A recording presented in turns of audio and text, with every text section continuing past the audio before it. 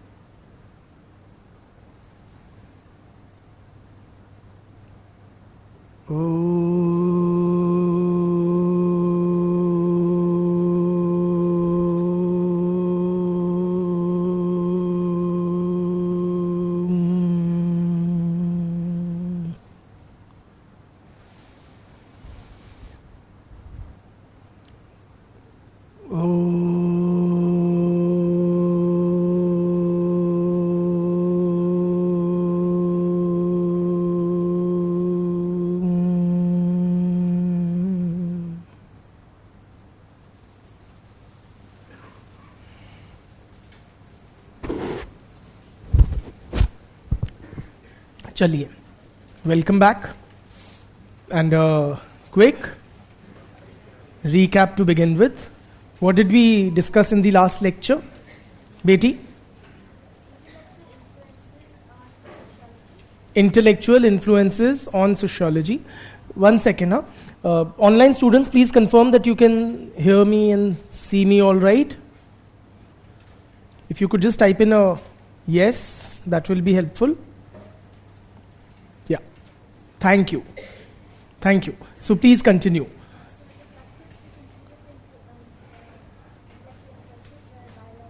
Biology. How did biology influence sociology?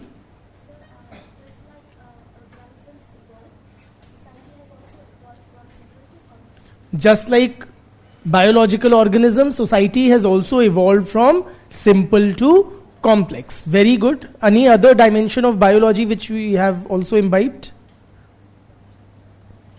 What is the other dimension or thing which we've learned from bio? The organic analogy, which means what?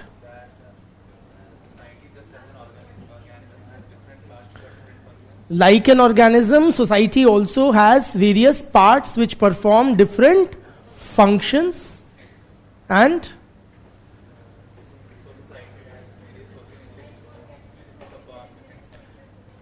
don't cross talk. Let him. Yeah. And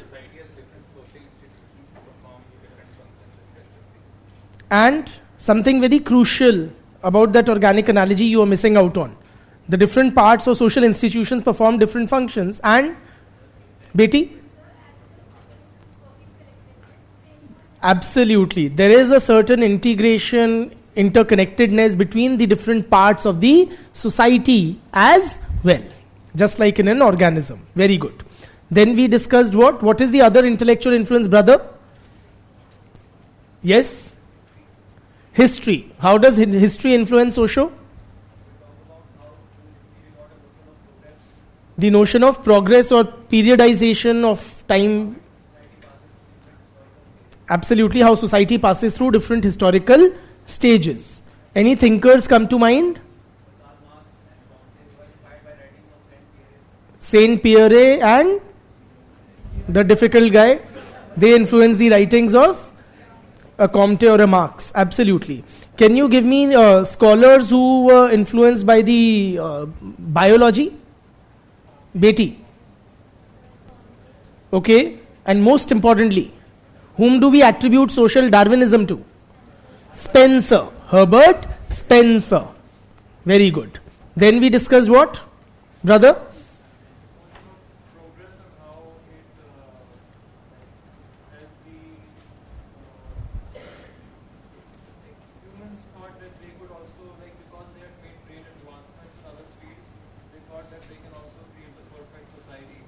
ठीक है. So you're talking of humans as if they are a different species. हम ही हैं. ठीक है. So just like human beings have made progress in other fields of knowledge and that has helped in improving the economy and the technology. Similarly, we can possibly perfect or make great progress in social life. Right? Absolutely. What else, brother? Yes? Yes, yellow t-shirt. First lecture. Okay. Your neighbor?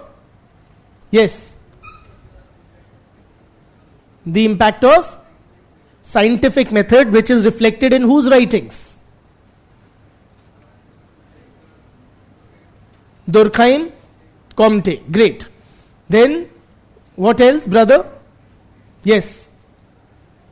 Yes?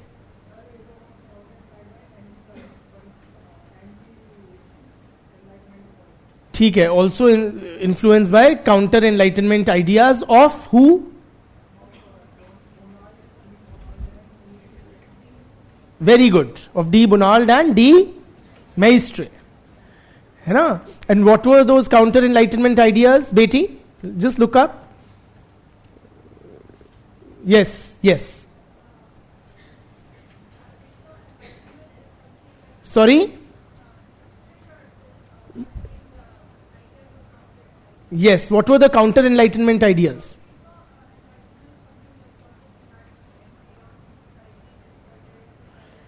Absolutely. So counter enlightenment scholars viewed enlightenment as a source of disorder and chaos in society. Right? And this influences the writings of who? Whose writings in sociology do we see this reflection or this influence in? Yeah?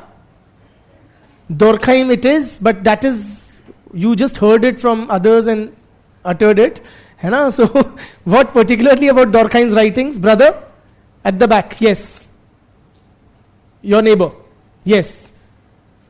What did Durkheim call this stage of chaos and anarchy? He used a term for this.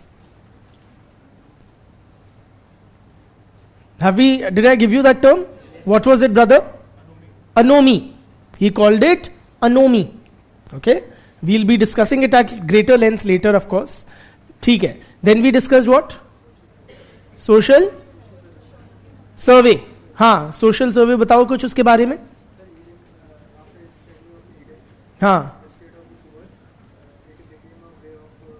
Yes, so collecting quantifiable data to address social problems became popular after Eden's State of the Poor report. Earlier, social problems were explained away in terms of divine causation, etc. Great.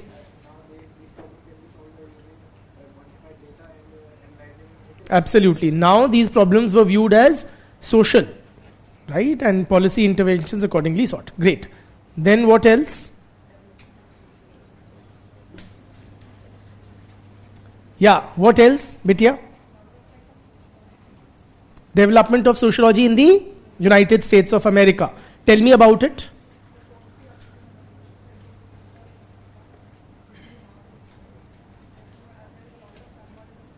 There was a lot of turmoil, so sociology in the US emerged in the context of the socio-political turmoil created by the Civil War, the American Civil War. Lovely. Continue, brother. Yes? Yes. क्यों? पढ़ के नहीं आए? अच्छा, just to also, in general, I'm not commenting on you, but for everybody, if you experience an issue in communicating, because English is not our mother tongue, that is completely acceptable and that doesn't concern me also. Okay, a lot of us have a problem in framing coherent sentences in English. It is obvious because it's not our mother tongue. When you are asked to express your views or explain a particular thing, please freely do so in a mix of Hindi and English. That's perfectly acceptable. Okay? कि history का बहुत impact हुआ early sociology पे, Marx की writings में. If you say that's as acceptable as in proper English. I am not here checking your English language skills, है ना? या सो बताइए brother, in checks, blue checks. In 1865, the American Social Science Association was established. Wonderful. Continue. First lecture. ठीक है. I'll ask you tomorrow. ठीक है. हाँ brother.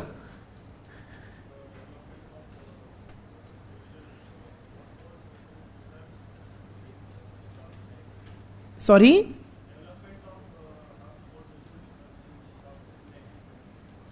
You've skipped a lot of things. Before, straight jumping to Chicago school, before that, a lot of things happened. That's not wrong, but who was amongst the founding fathers of socio in the US? William Graham Sumner. And what was Sumner's orientation, brother?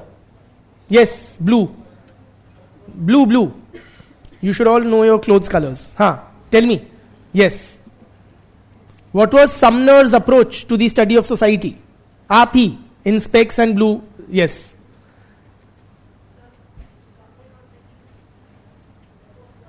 Chicago की मैं बात ही नहीं कर रहा, Sumner का बताओ.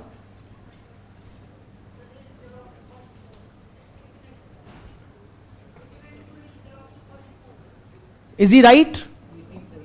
1875. He developed the first course. And what was his orientation? You, whom I was originally asking. Yes. हाथ खड़ा करो. हाँ, बोलो. That is fine. How did he analyze society or social life? उनका रवैया या वर्ल्ड व्यू क्या था? Social Darwinism, absolutely. Influenced by Spencer. ठीक है. And there was a change in the this thing, right? Approach from social Darwinism in another direction. Under whose influence? Green t-shirt. Under the influence of Lester Ward. Lester Frank Ward. Thank you. What was the name of the book written by Ward? Have you revised? तो बताओ. या उसके ideas बताओ. Very good. So Ward championed the notion of a welfare state.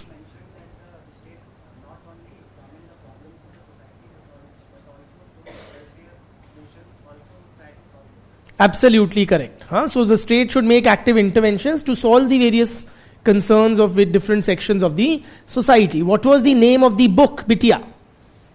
By Ward? Dynamic sociology. है ना? ठीक है. Then now tell me somebody, Bitia, what was the Chicago school about? Evolutionary? Not really. No. Sorry. तुक्का नहीं मारना है.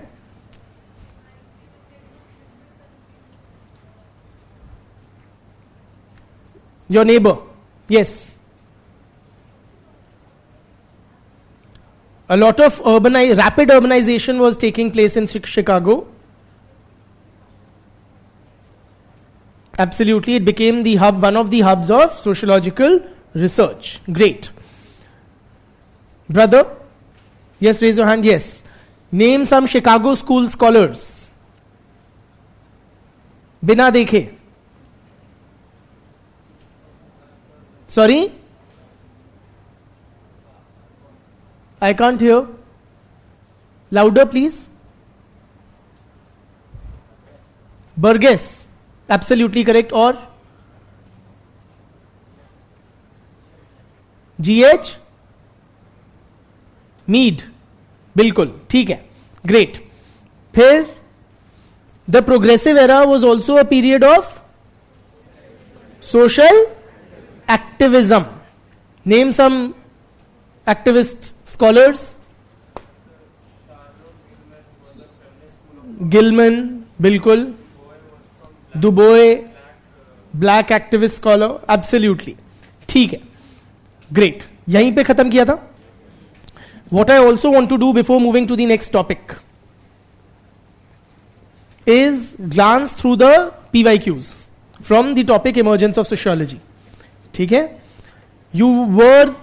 Those PYQs were shared with you in the weekly assignment test. Okay? But I just want this thing, whether you have sufficient knowledge now to address these questions or not. Okay? I want just to share these with you. 2022 question. Civil Service Exam 2022. What aspects of enlightenment do you think paved the way for the emergence of sociology? Elaborate. Do we have the answer to this question? Do we have ample content on enlightenment and how it influenced the development of sociology? What aspects of enlightenment? Tell me. The scientific approach, rationalism, realism, social contract theory, or the political philosophies of scholars like Rousseau, etc. Smith's theory. All these guys, the various political philosophies, biological theory of evolution, all of that. The notion of progress, all of it is a part of enlightenment. Counter-enlightenment ideas were also a result of the enlightenment. Europe was the first and the only place where modernity emerged. Comment. I repeat, Europe, you don't need to write these questions, they are there in the weekly assignment already, and you can also get them like anywhere. Europe was the first and only place where modernity emerged. Comment. How do we address this question? Do you agree with this statement?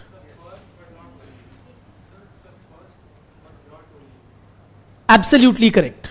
Absolutely correct analysis. So we divide this question into two parts, two component parts. One is Europe was the first place where modernity emerged. Do we agree or disagree with this statement? Agree or disagree? Agree. And we explain why and how it happened. Right? With the whole starting from Renaissance and culminating with the emergence of modern society after the French and Industrial Revolutions. The second part is Europe was the only place where modernity emerged. Agree or disagree? Disagree. Why? USA is also modern, or Australia is modern, Japan is modern, right? And there are several modernizing societies including ours. है ना? तो absolutely correct approach. How did the intellectual forces lead to emergence of sociology? Discuss. Can we? What were those intellectual forces? Bio, history, progress, ityadi. Discuss the historical antecedents of the emergence of sociology as a discipline. Do we have content on this? क्या थे historical antecedents? Starting from the ancient period, then through Renaissance and Enlightenment, French and Industrial Revolution, etc. All of that. The challenge is it's a 10 marker. So you will have to make a very judicious use of space. In your notes it will be possibly in 5 to 10 pages. Here you have to write only 2. Okay, so you have to condense it, focusing more on which aspect, say ancient period of Greek philosophers or French Industrial Revolution time. Clearly the immediate context for the emergence of sociology, which was the period of French and Industrial Revolution. So the ancient Greek philosophers we'll possibly mention in a single sentence, and that's about it. Are you with me? Then briefly upon Renaissance, and then far more importance to Enlightenment and the revolutions. ठीक है? 150 words. 10 marker. All 10 markers are 150 words, and 2 pages or 2 sides of a page. Okay?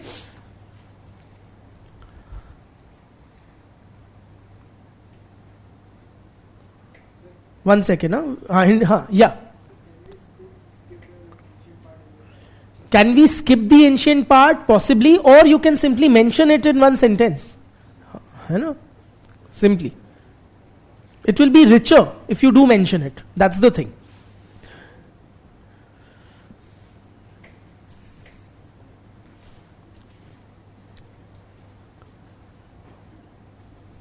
How has enlightenment contributed to the emergence of sociology? 2015 question. Do we have content on this?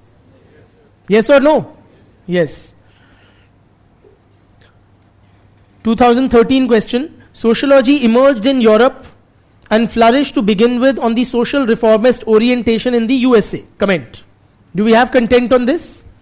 2 parts. Emerged in Europe and flourished with the social reformist orientation in the USA. We don't need to go further back, but still, how did the French Revolution and Industrial Revolution play an important role in the emergence of sociology? 2012 question. Do we have ample content on this? Yes. Write a short note on 2011 question, emergence of sociology is an outcome of modernity and social change in Europe. Can we do that? Okay, so we have sufficiently covered the topic of emergence of sociology. One question being asked, how to get access to weekly assignment test? I did not get it. Please WhatsApp on tech support for any technical assistance, such as pertaining to the weekly assignments. How to remember so many scholars or philosophers? A, it is important in this subject. You need to. B, the list will only grow longer. Right? As we proceed, we have only just begun. The only way to do is multiple revisions. Develop a list of topic-wise scholars. Use some mnemonic techniques if you will. इनके वो short forms वालों, जैसे Greek philosophers का हमने बना लिया था spa, Socrates, Plato, Aristotle. ठीक है? या वो जो थे तुम्हारे मुगल रूलर्स, उनका भाजसा, कुछ मतलब नहीं होता इस शब्द का, बट बाबर, हुमायूं, अकबर, जहांपना नहीं, जहांगीर, शाहजहां, औरंगजेब, है ना? So that's what you do. Okay, these tend to have a certain stickiness and help you recall and remember, right? So such meaningless and useful mnemonics you can develop, and then उनको बार बार अपने नजरों के सामने से दौड़ाओ. Run that list through your eyes several times. Okay. Also in that list you can use some sort of a color coding. Say Marxist scholars you mention in red. Okay? Red is the color of revolution and the communist revolution, possibly. Okay, functional scholars you write in green or something. Develop some such whatever. Feminist scholars you write in the cliched pink. ठीक है, या pink highlighter से कर दो उनको. Something of the sort. There is no escaping multiple revisions. That's the only way. Yeah. Yeah. Any other doubts, brother?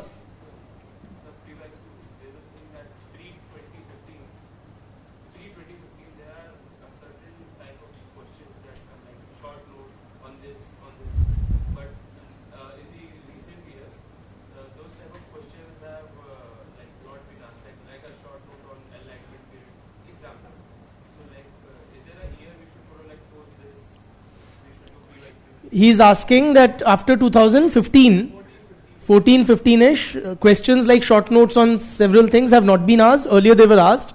So should we have a cut-off year in our minds while preparing from PYQs? Respectfully, that is incorrect. It's not that you have not been asked short notes on various topics. After 2015, you have been. Okay? Secondly, not due to that reason, but in general, because there is a practical limitation on how much we can go back, keep it at about 10 years. 10 years of PYQs will be more than ample for every topic. Okay? So last 10 years topics we look at, questions we look at, and that should suffice. Okay? And before that there were slight changes in syllabus and the nature of the pattern of questions. Earlier, for example, some time back, 60 markers were asked. Now you have 20 and 10 markers being asked only. So all of that, keeping all these things in mind, last 10 years, previous years questions is a very decent this thing. Okay? Any other? Anything from the topics covered or in the topic covered in the last lecture? Yes, please.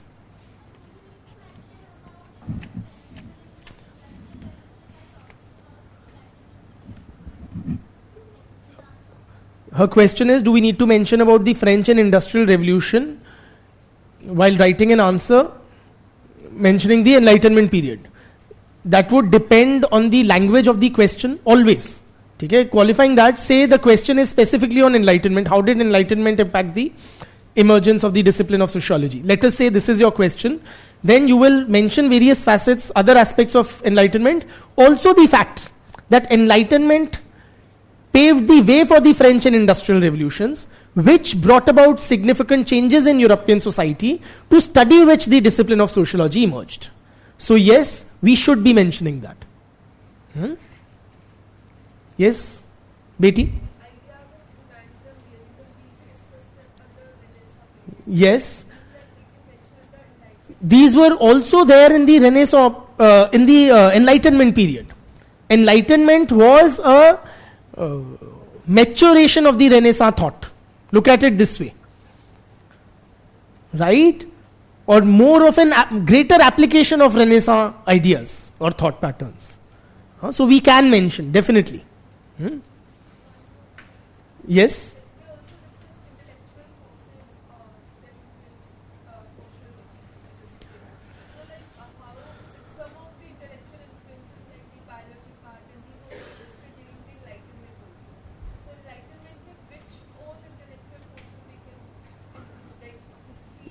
All of them. All of the topics we discussed under the intellectual influences were predominantly a product of the Enlightenment period. All of them. From the scientific approach, rationality, all of that. Political philosophies of Rousseau, etc., Montesquieu, Voltaire, sab kuch. Notion of all of that is Enlightenment thought. Yes?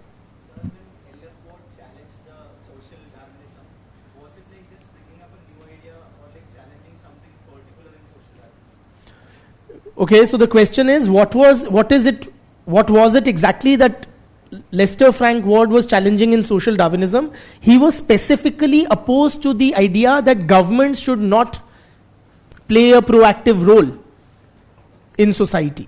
According to Ward, the laws of social evolution should not be given free play. There has to be active governmental intervention, otherwise it will be detrimental. For the effect, it will be detrimental for a very large segment of the population. So this specifically on this he was opposed. Or kuch? Beti?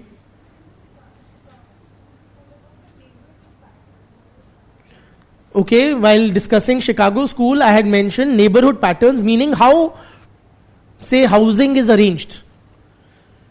Different ways houses can be built in a neighborhood.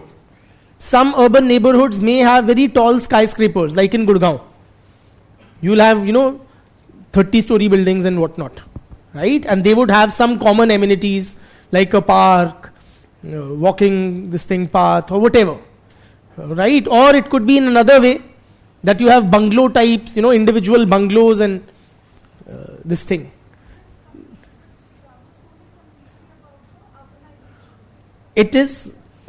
That was one very important dimension of this Chicago school. The study of the process of urbanization. You also had symbolic interactionism which emerged from Chicago. Symbolic interactionism was the theory of G.H. Mead, C.H. Cooley, these guys. That was also from Chicago. What that means, it will not be an opportune time in our course progress to explain that. In fact, while reading Sangwan on emergence, you may have come across several terms like symbolic interactionism or ethnomethodology, phenomenology. Please ignore them for now. We will be covering them as we proceed. But I cannot do justice to it in like a 2-minute answer. We'll be spending a whole lecture on what is symbolic interactionism while discussing Mead, who is one of the 6 thinkers in our syllabus.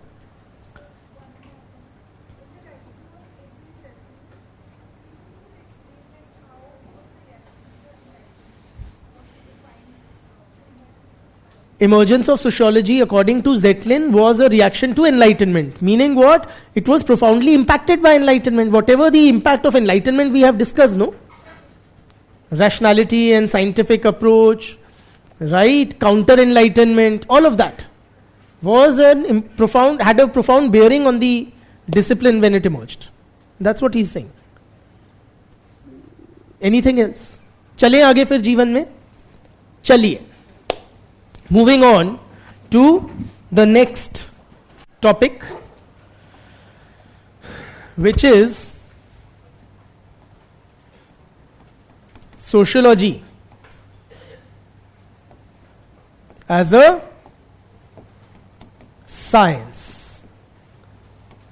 Sociology as a science. A question is, let me just take up before we move to that some online questions.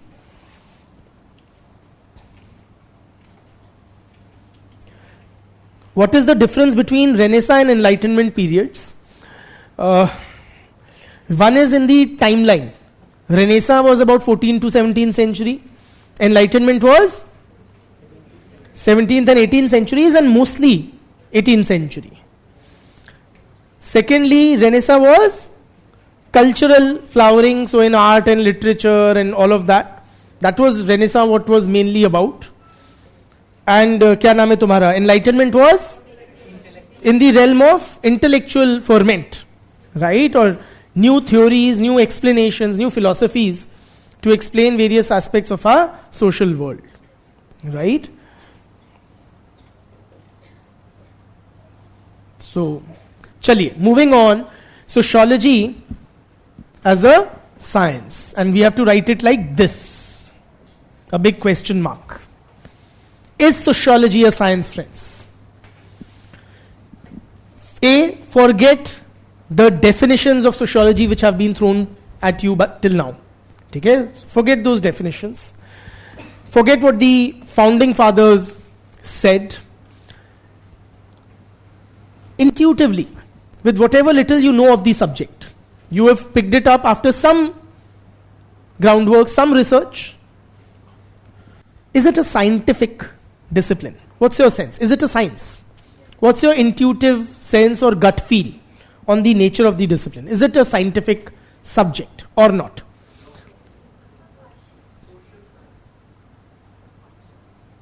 Partially? Huh?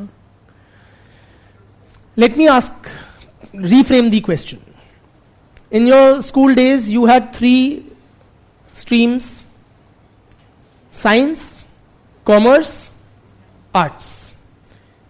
If you would have taken up sociology, where would it lie? Arts? Pakka, not science? Can we then say that sociology is definitely... What is your intuitive sense? Huh? And why? Please explain why. If you're saying sociology is not scientific, why are you saying so? Beti? We cannot quantify human interactions. Why not? No, if you're saying human interactions can't be quantified, but say this is one human interaction we are having, teacher-student interaction, we can possibly quantify it, that we meet every day or 5 days out of 7 days in a week for a period of 4 or 5 months for a span of 2.5 hours. How, what greater quantification you want here? Isn't that very mathematical and quantifiable? Yes?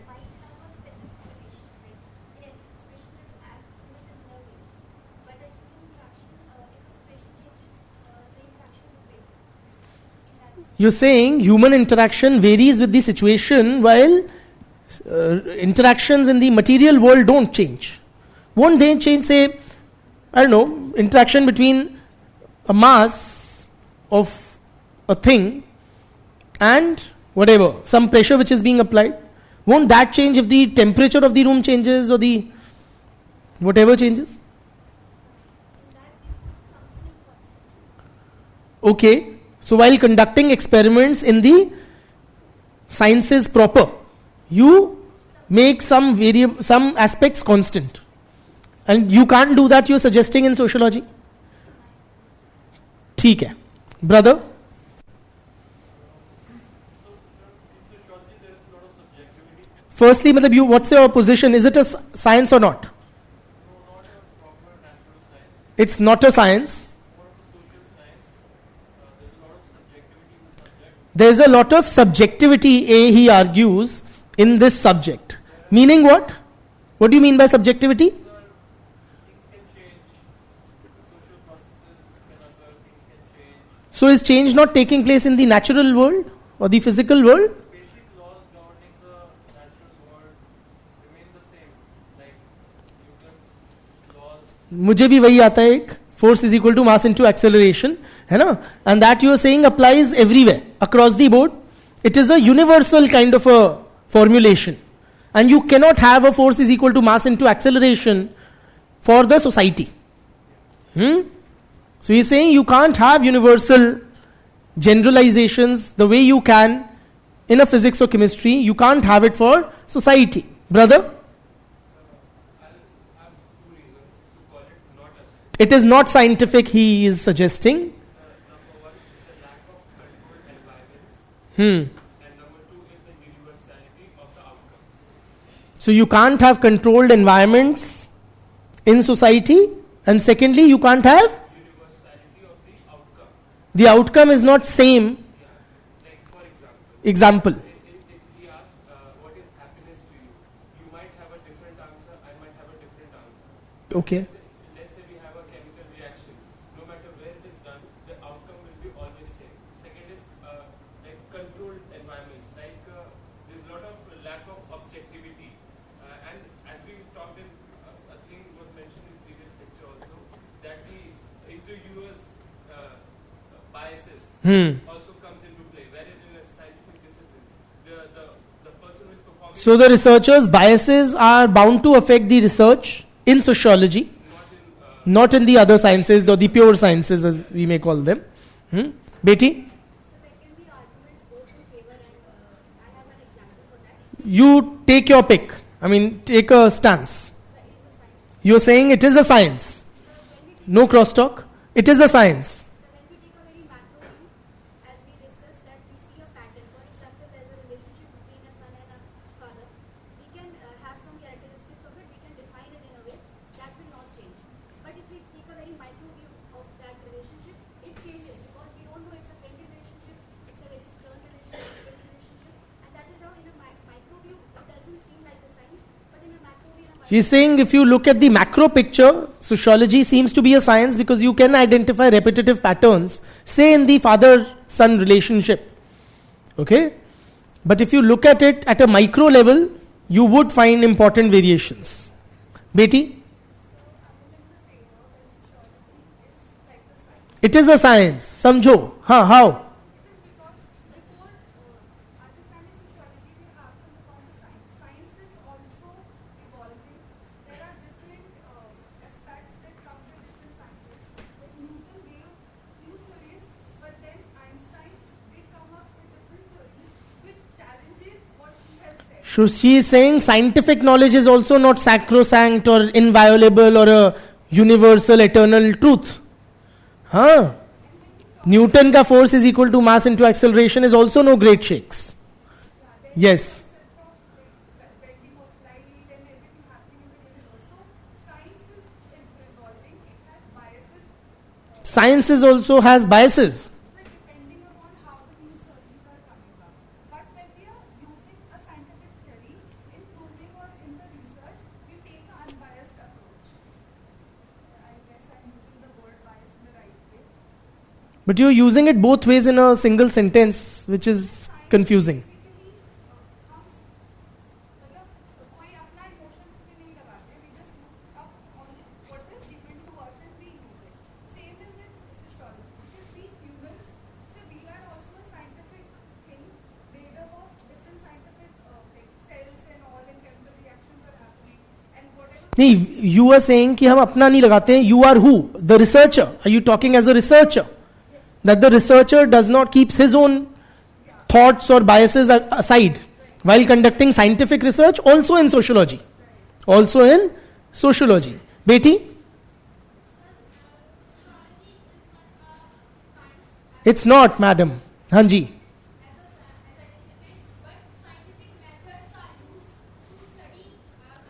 Then why do you say it's not a scientific discipline?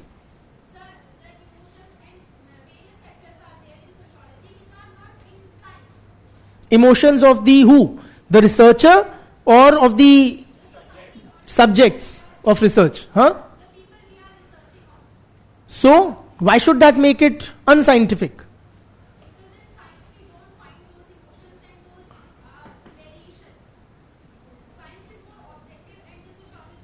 Objectivity is from the standpoint of the researcher. That researcher's emotions, his state of mind, his biases, his thought patterns don't affect the research. So if the subjects have certain emotions or biases or etc., that's perfectly fine.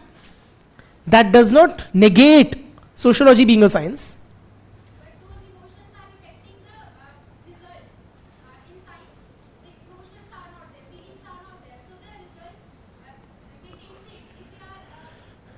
Okay, ठीक है बेटी.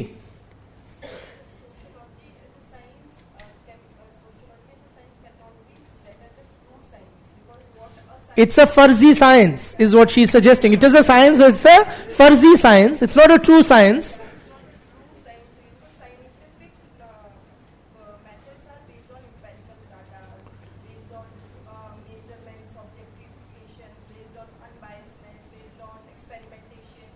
And sociology is not all of that? Then we arrive at the body of the conclusion. So for the sociology, there are some aspect of things that can be arrived at the body of the conclusion, but we cannot measure what is, like how caste is quantifiable. It is not. You're saying many aspects of social life are not quantifiable. Yeah. And Such as? caste. Like caste को तो अभी वो caste census करने पे सब उतारू हो रहे हैं कि क्वांटिफाई करना है. we cannot measure the degree of religiousity in a society. You can't, she's saying, for instance, you can't measure the degree of religiosity in a society. What if I were to conduct a survey to measure the degree of religiosity? I devise a scale. Okay, so my question would be like, how religious are you on a scale of say 0 to 10? And then these guys will mark it out and say, I will then come to a conclusion that 20% say they are, say, if 8 to 10 is very religious, are very religious. But And now, you marked how, like you went on a survey of religiosity, survey of how religious you are. But religiosity can be turned Hinduism, how many of you other to proper Hinduism, like they are different facets of religiosity. so I can capture those multiple facets. She's saying they are different. For example, my other questions, there's no single question survey. I'll have a whole survey questionnaire. My other questions would be, how frequently do you visit temples or mosques or whatever places of worship? Choices would be like all every day or 3 days a week or 1 day a week or on festivals or never. Discipline of the science. Now, science deals with constant objects. A human person, if an external force is put to a process, they will not react to that process. When you go ahead and do same things on a human tend to give their view to an external stimuli. If you All right. So humans tend to react differently to external stimuli. Brother, at the back.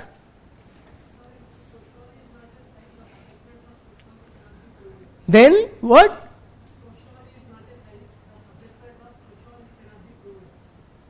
Okay.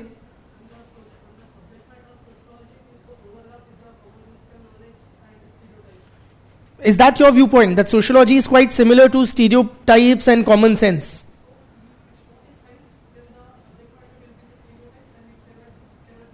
So what is your stance? Is it a science or not?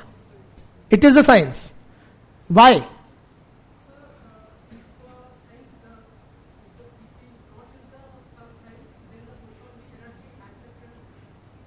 So you don't justify it being a science simply because you want it to be accepted, no. You have to go into the merits of the knowledge bank. Critics will argue sociology is no different from common sense. How do you defend it? No, it is different. It is scientific. What's your argument there, brother? It's not a science, okay.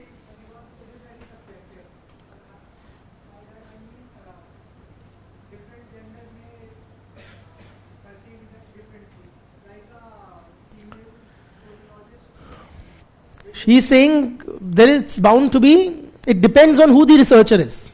The research outcome depends on who the researcher is.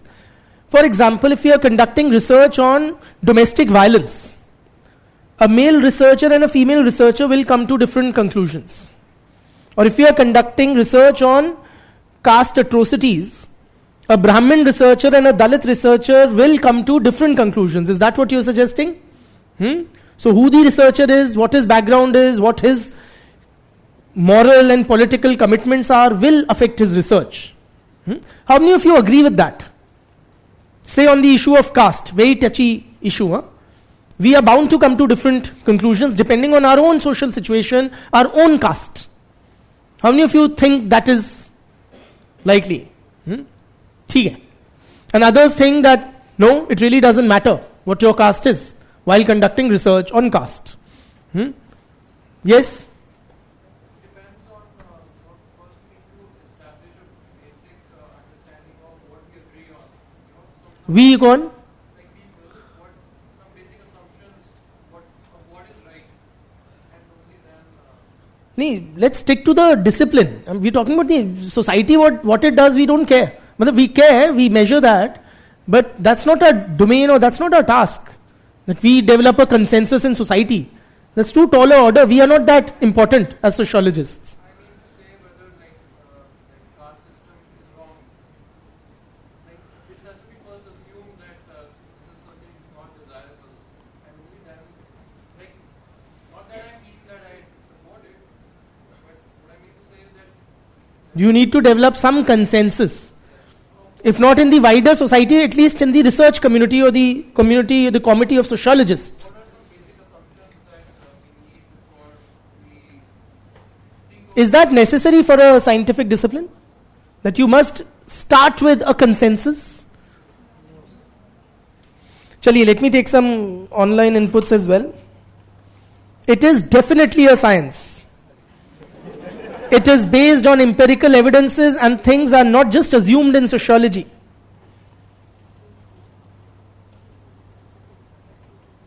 Sociology is a science because the relation, and please don't write because as BCZ, because the social relationship we found in society are universal as other sciences. We can see that the social problems which arose in Europe are not confined to Europe only, but these problems are also found in other societies. Societal issues are universal like pure science. So, like we learned during the Industrial Revolution, Europe witnessed a lot of turmoil, a lot of problems. Now that we are industrializing, are we also facing similar or same social problems? Kya? Which problems are same that Europe also experienced, we are also experiencing? Raise your hands and speak. Inequality, slum development, unemployment, rapid urbanization, pollution, diseases, crime, child labor, ityadi. Yeah?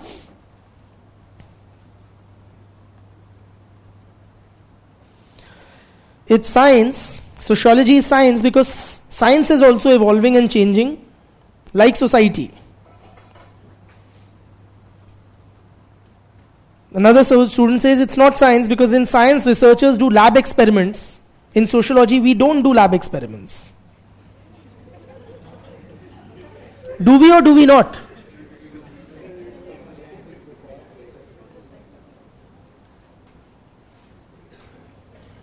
It's not a science but method is similar as science. Chaliye. Friends, before we can convincingly arrive at an answer to this question, let us try to first understand what is science. And once we have some agreement on that, perhaps we can then, benchmark sociology or check whether sociology meets those criteria. So let us try to appreciate what is science. Forget sociology for now. What is science in general? And then we will see if sociology खरी उतरती है उन मापदंडों पे to be deserving to be, called a science. In sociology, as far as whether sociology is a science, we have different viewpoints. What about physics? Is physics a science? Yes or no? Absolute unanimity on that? Is chemistry a science? Yes or no? Why? What is it about these disciplines which make them a science? Or what is a scientific discipline? Just throw keywords at me. What comes to mind when you hear the word science? Brother? Science is, but also theoretical, yeah.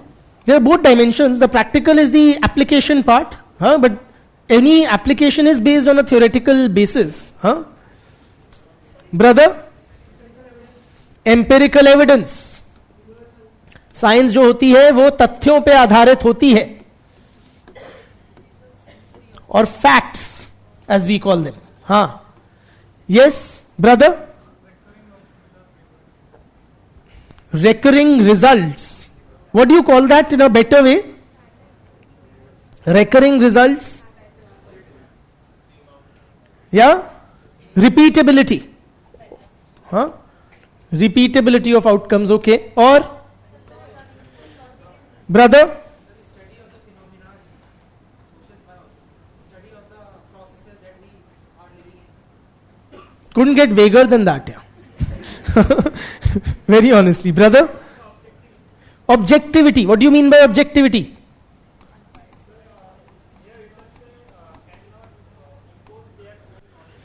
Do not. Let's put it this way. Researchers, or the outcome of the research is not affected by the personal biases, prejudices, social background, value preferences, moral commitments, political inclinations, ityadi, gender, caste, etc. of the researcher. That is objectivity. Brother, बेटी पहले हाथ खड़ा करते हैं, फिर जब teacher बोले कि बिटिया बोलो तब बोलेंगे. ठीक. Yes brother. Okay, so we establish cause-effect linkages or causal relationships we find. It is universal. What do you mean universal? Who said universal? Same results. More than that, same results across time and space. Like force is equal to mass into acceleration, चाहे America हो या India हो. Pardon my limited knowledge of science. Okay, this example only will come up again and again. Till that point, I'm explaining science. So this applies whether it is US or India or Japan or anywhere. Yes or no, brother? Meaning what?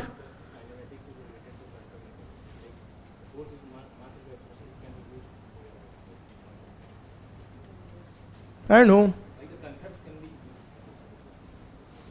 Is that like one of the defining characteristics of a scientific discipline? Beti? So it's facts we've mentioned and it's logical. And based on reasoning को क्या बोलते हैं? Rational. ठीक है. और बताइए brother. Science is the study of nature. Natural phenomena. So how about say IT? IT, computers? Is that science? Like silica and all? It's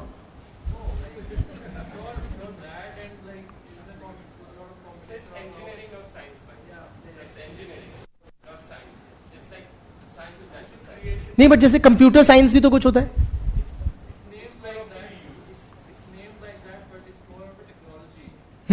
Or an application part.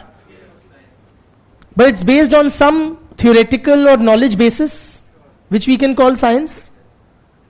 And is that related, you would say, to natural phenomena, upon which computing technology is based upon?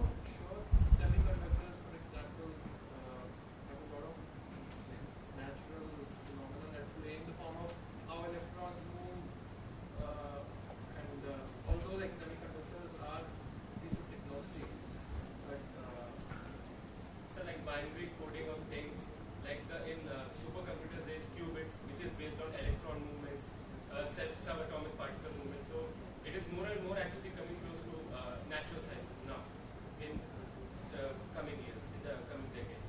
Okay. And is that a defining kind of a characteristic of, or does that explain to us what makes or constitutes a science?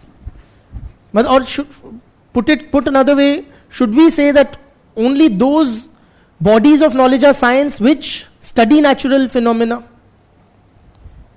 There are also social sciences. ठीक है. Brother, sorry, हाँ, ये किसी ने क्यों नहीं बोला? Experimentation है ना. And what's an experiment? That's such an unconvincing explanation of what an experiment is. We analyze data. Come on now. You conduct an experiment, you collect data and then you analyze it. But experimentation क्या होता है? Proving the hypothesis.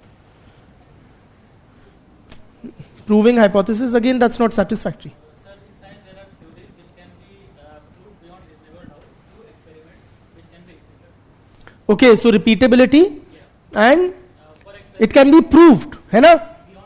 बिल्कुल. ठीक है, hence proved. ये होता है हमेशा साइंसेस में.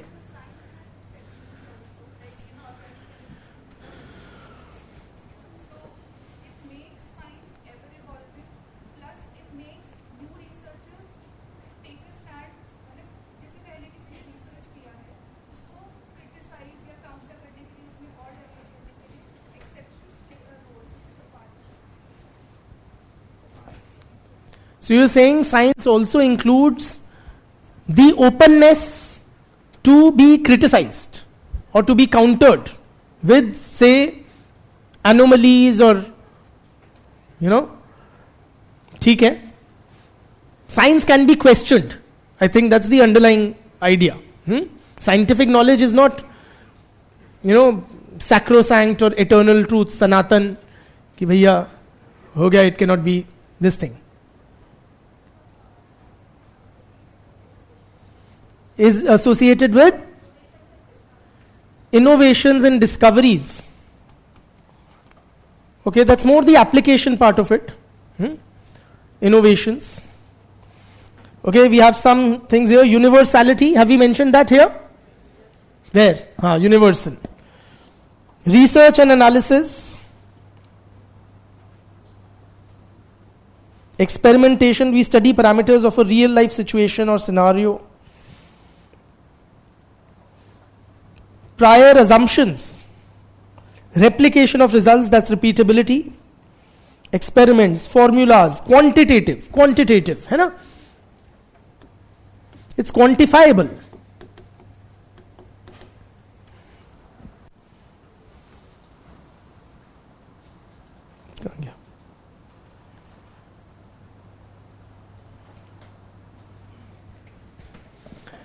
Brother?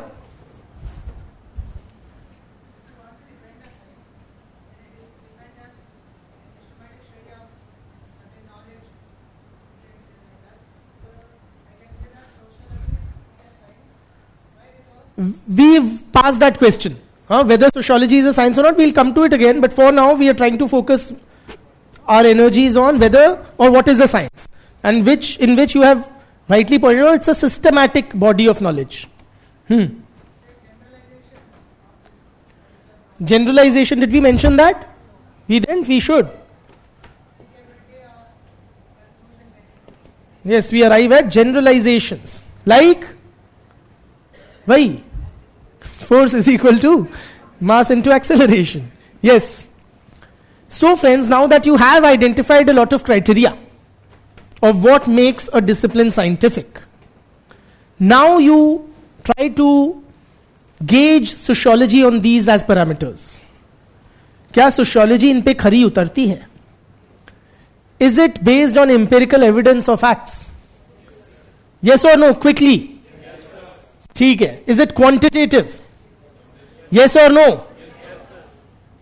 If you want your point of view to be somewhat accepted tentatively, you have to be louder. Okay? Whichever side is louder wins. Right? Is sociology quantitative? Yes, sirs win it. Is there repeatability? And don't you mark these as correct. Okay? I'm just taking a public poll. It is not a reflection of the true nature of the discipline. Is it characterized by objectivity? Is sociology or sociological research characterized by objectivity? Meaning, do the values of the researcher, the prejudices, the social background of the researcher have a bearing on sociological research? Whether on caste or gender or poverty? Yes, it does affect. Matlab, is it objective or not? No. Okay. Are we able to establish cause-effect relationships? Innovations होती हैं या state and static सा है? अभी तक तो हम वही 200 साल पुराना पढ़ रहे हैं, Huh? Are there innovations you think associated with the field of sociology? Experiments can we conduct in sociology? Sociological research? Can we? Pakka? For example, I want to research on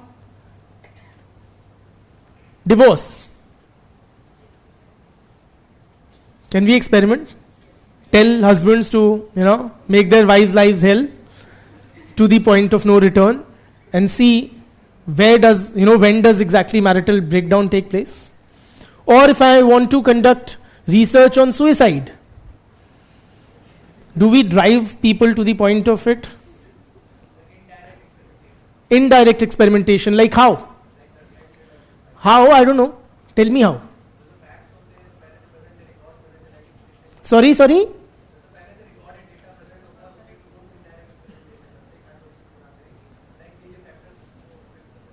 Very good. So we can perhaps do indirect experimentation in a lot of areas of social life. Generalizations, that too of a universal character, can you have in sociology? Yes or no? Those who say yes, please raise your hands that you can have. And give me examples of any universal generalizations that you can think of.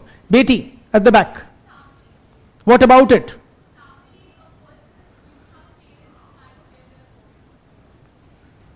Okay, that's a no-brainer. है ना कि हर इंसान के माता पिता तो होंगे अगर वो पैदा हुआ है. So a family is a universal, is what you're suggesting. Beti?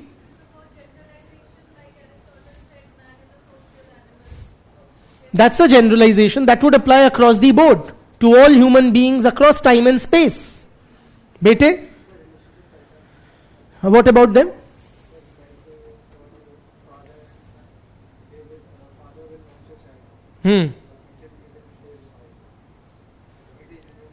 Universally, he is saying the father would nurture the child, irrespective of culture, irrespective of class, irrespective of nationality, etc. All human beings, irrespective of everything, nurture their children. That's a universal. Brother? Abortion? Emotions. I'm sorry, I misheard you. Okay. Elaborate on that. So these are universal emotions, human emotions, love and hatred and jealousy and greed, and they exist in every society, every culture. But can you give me a generalized law, as in how those emotions play out or how they are expressed? And who amongst you think you cannot have universal generalizations in sociology? How do you counter all these amazing examples that have sprung up in our conversation? Sir, like 2 points, she said family, the first example. Now, there's a group called Pew Research Group. It's a very renowned research group. So, for example, in the US society, one said father-son relationships. So, in Asian American communities, the single parenthood rate is very low, like 5-6%. But in the same country, the same society, the same setup, black Americans have it at 73%. So there's no universality when we are talking this. And when we go across the globe, the diversity in those statistics is just immense. It greatly depends. Like someone said, nurturing. 1 second, Beti. So he is countering your example. He is saying there are lot many variations even within a given society. Say American society, African Americans have a very high incidence of single parent families, right? While Asian Americans have a very, very low incidence of single parent families. And that negates your point that family is universal.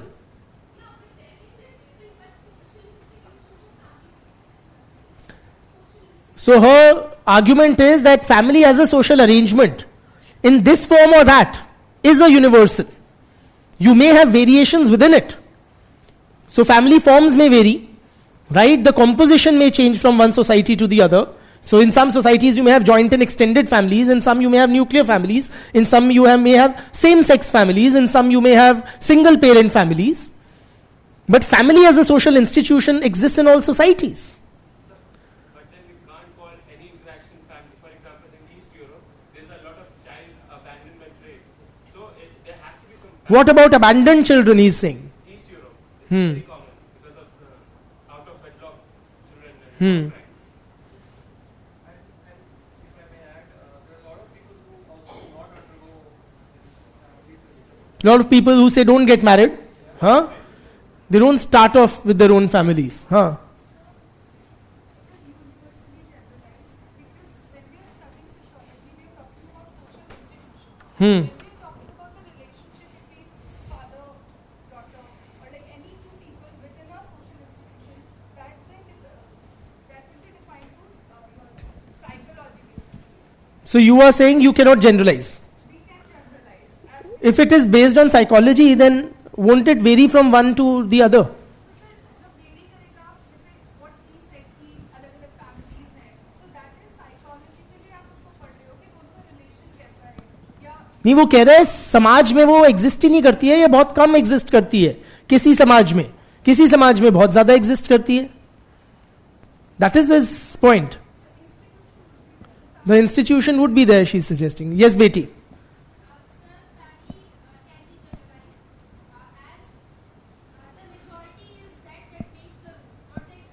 She is saying these are exceptions, but he is saying that data is too high to be called an exception. 73%.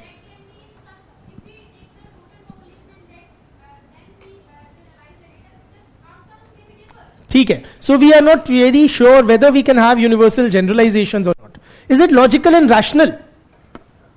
Is sociology logical and rational? Beti?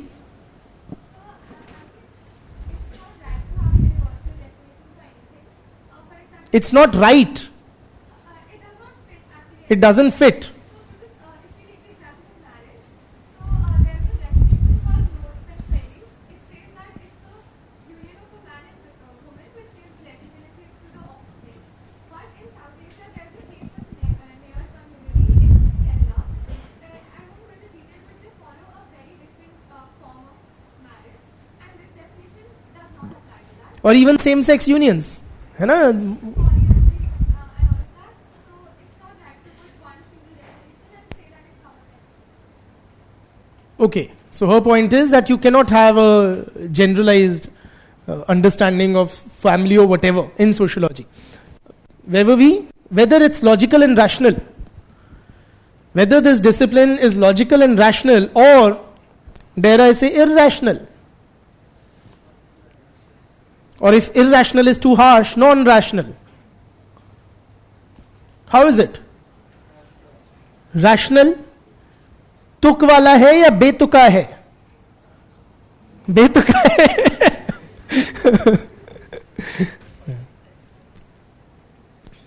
So overall, okay, if you try to now assess on these parameters, is sociology a science? What's the hunch? Come on, take a stance. How many of you think it is a science? Raise your hands. Somehow this particular block is particularly of the view. Huh? How many of you think sociology is not a science? Raise your hands. And the others are very non-committal. ठीक है. लिखो.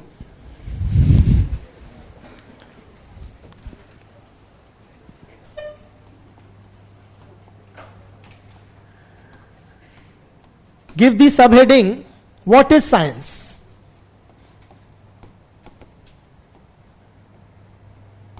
What is science?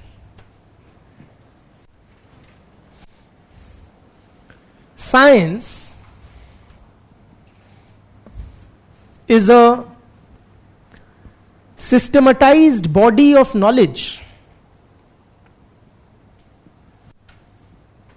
Science is a systematized body of knowledge based on क्या?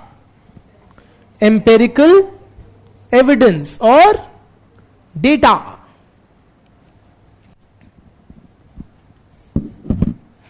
Full stop. A scientific discipline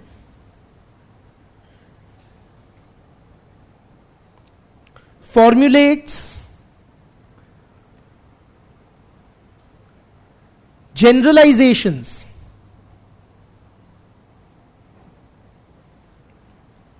a scientific discipline formulates generalizations or establishes, I repeat, a scientific discipline formulates generalizations or establishes cause-effect relationships. Or establishes cause-effect relationships in order to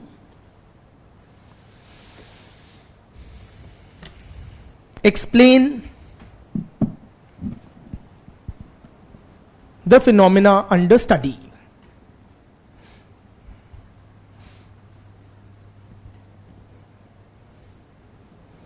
ठीक? Full stop.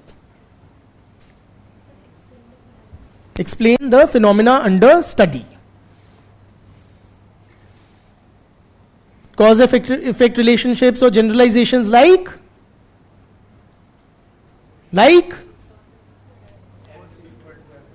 क्या? Force is equal to mass into acceleration. Good. A discipline, full stop डालने के बाद, a discipline can be termed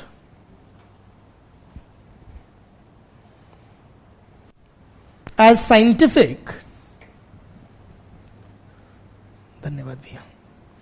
A discipline can be termed as scientific if it uses क्या? The scientific method. Wonderful. So कौन सा discipline science है जो scientific method का इस्तेमाल करता है? वो डिसिप्लिन साइंस है. Full stop. The scientific method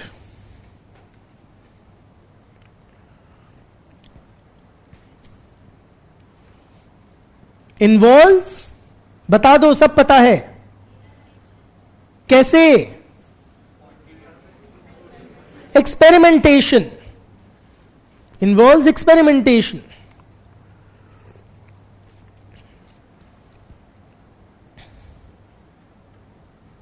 In a controlled environment.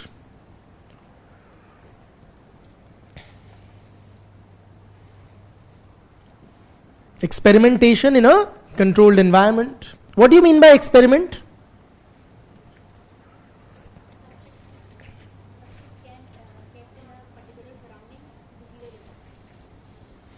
Experiment basically entails, you are trying to establish a relationship between two variables by changing one of them and observing or recording the change it produces in the other, keeping other things constant. For example, if you want to establish the relationship between force and acceleration, what do? You pick up a ball or a object of mass, say 2 kg, then you apply force 5 Newton, तो इतना acceleration produce हुआ. You will note it down. 10 Newton डाला तो इतना हुआ, 15 Newtons पे इतना हुआ, 50 readings लोगे, that's your data. And that's how you establish the relationship between these very two difficult variables, force and acceleration. ठीक?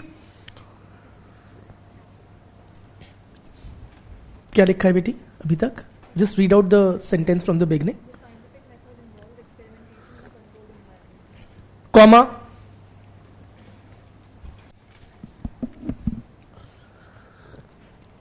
Observation and accurate recording of the data.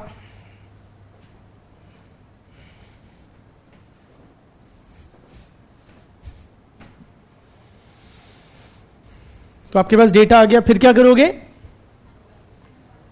Processing the data.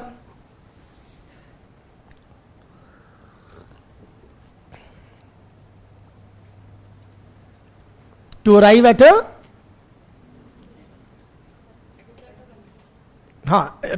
a generalization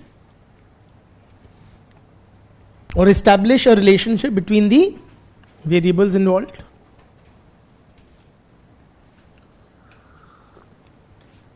ठीक है?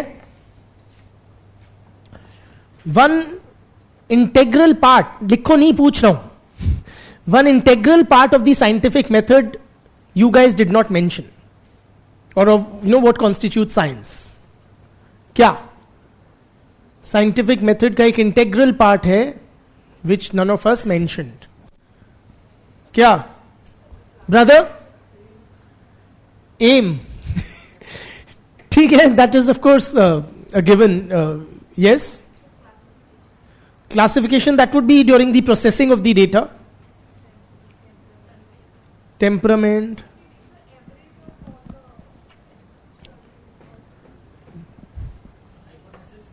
Hypothesis formulation, all of that, yeah, is like assumed. Beti? Sampling. What I was looking for, like, so if I conduct an experiment and come to a certain conclusion as a scientist, say I conduct this research on the relationship between force and acceleration, and I come to a certain conclusion, will you accept it? Will you accept it? No, why not? Or when will you accept it? No, not academic approval and all, that's pedestrian. Absolutely. In other words, what we call verification. Yes or no? हम क्या force और acceleration के law discover कर रहे हैं? क्या कर रहे हैं? कि जो न्यूटन भाई ने कहा था, does it really hold true or not? We are trying to do that or establish that in a lab type condition, and we find it to be true. So we don't accept Newton just because he said it, but because it is established to be true on further verification by experiments, repeated experiments. Yes or no? तो लिखो ना. Scientific knowledge is subject to verification.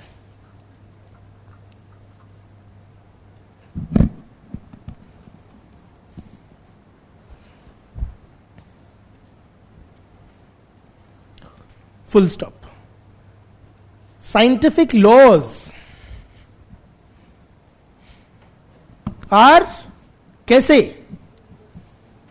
Universal in nature. Scientific laws are universal in nature and hold true. And hold true across time and space.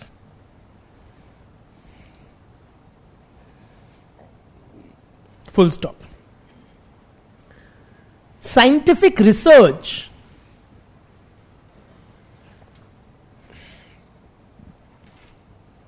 is characterized by क्या? Objectivity. सब तो पता है. Scientific research is characterized by objectivity.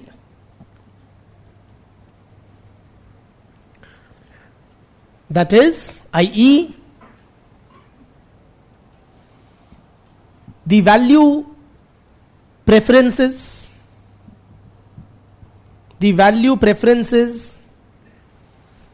and prejudices of the who? Researcher. Affect or do not affect? Do not affect. Do not affect the outcome of the research.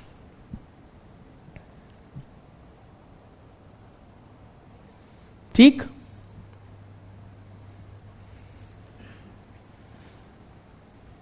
Full stop. Science is characterized by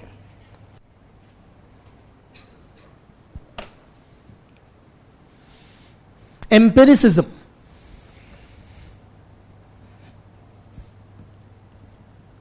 rationality,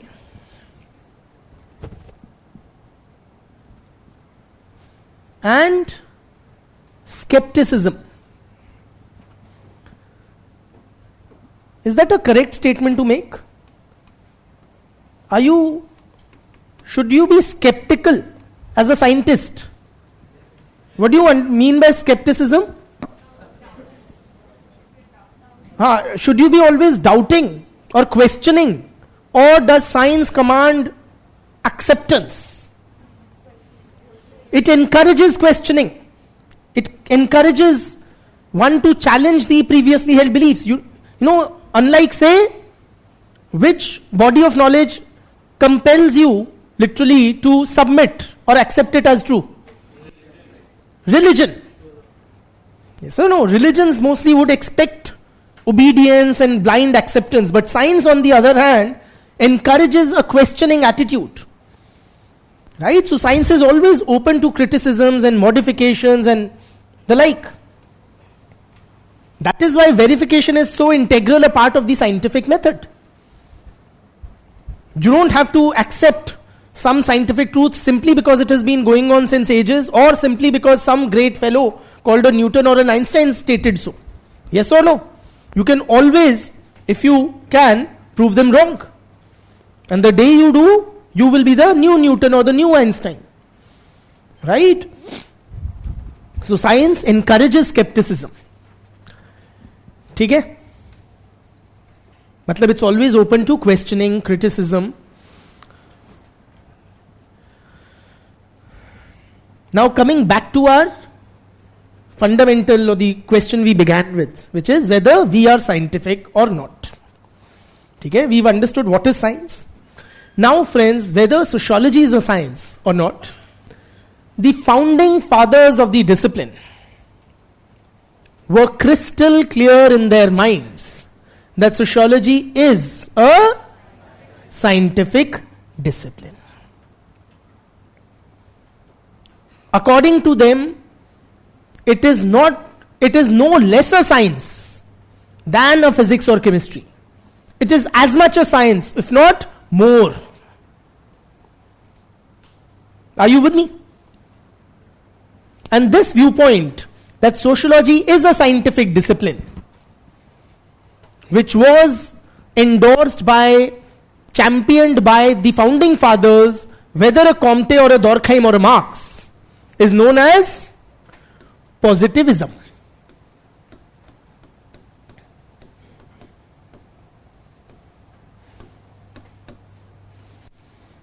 Positivism means what? Simply, मैं लिखवा दूंगा, समझ लो पहले. Positivism simply means the view that sociology is a science. That the scientific method which is used in physics or chemistry, the very same method can also be applied in sociological research.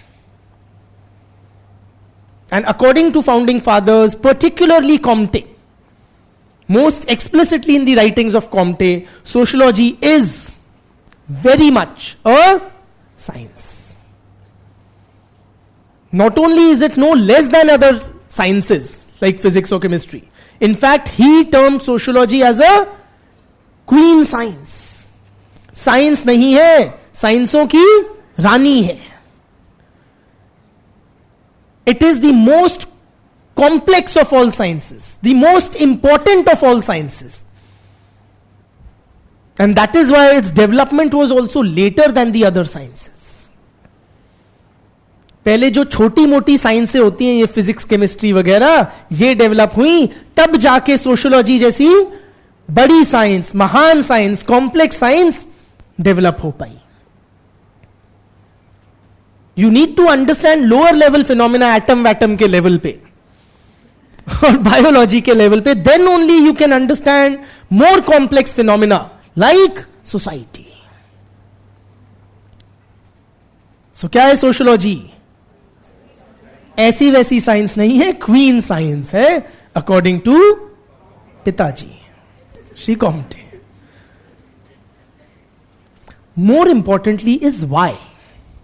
Why were the founding fathers so convinced, without a shred of doubt, that sociology is indeed a scientific discipline?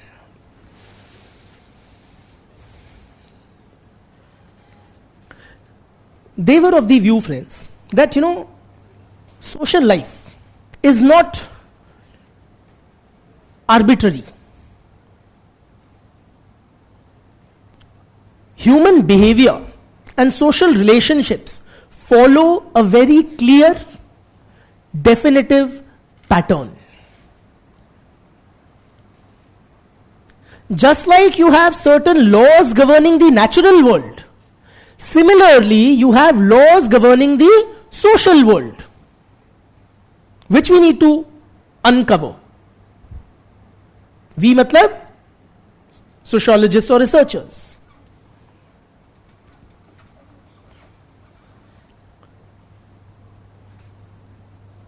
Human behavior is not fickle. We cannot act any which way we want. How we behave is greatly determined by who? The society. Literally, society has clearly laid down how different members of the society are expected to behave.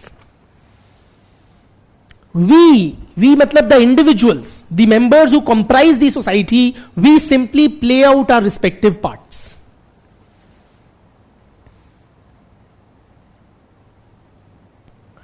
I'm a teacher. It's not up to me to decide how I have to conduct myself as a teacher. I'm not the first teacher and I'm not the last. I am one amongst scores of teachers which this society has or who have played their respective parts in the society. How a teacher is expected to behave or conduct himself with the students has been already decided by who? Society. I am merely playing my part.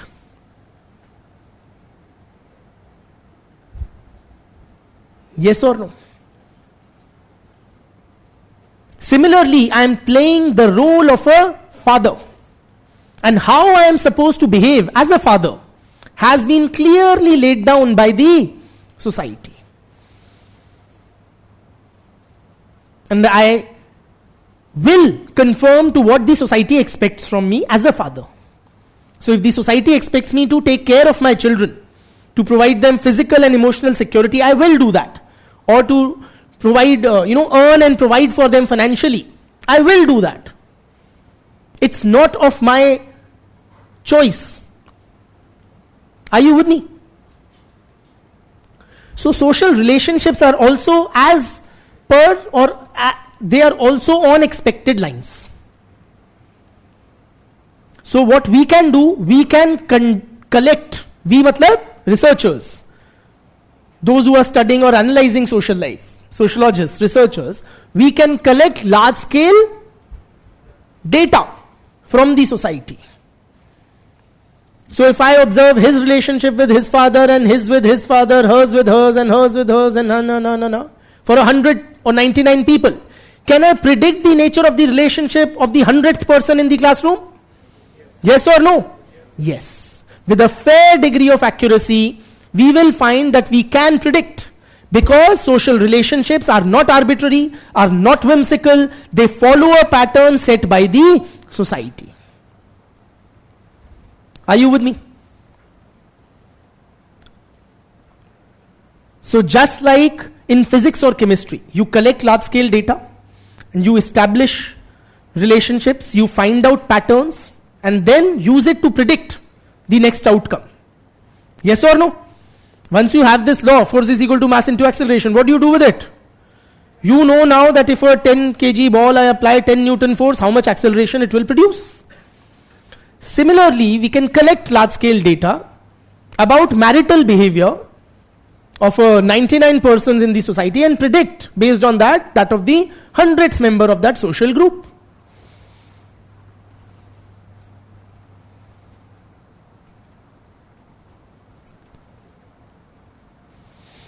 So we also work in terms of, or we rely upon quantifiable data. Using quantifiable data, we identify patterns.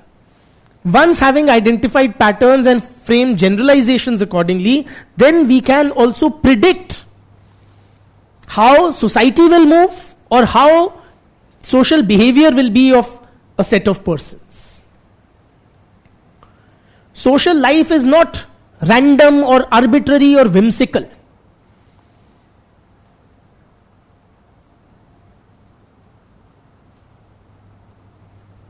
Are you with me? This is what we call positivism, or the view that sociology is a scientific discipline.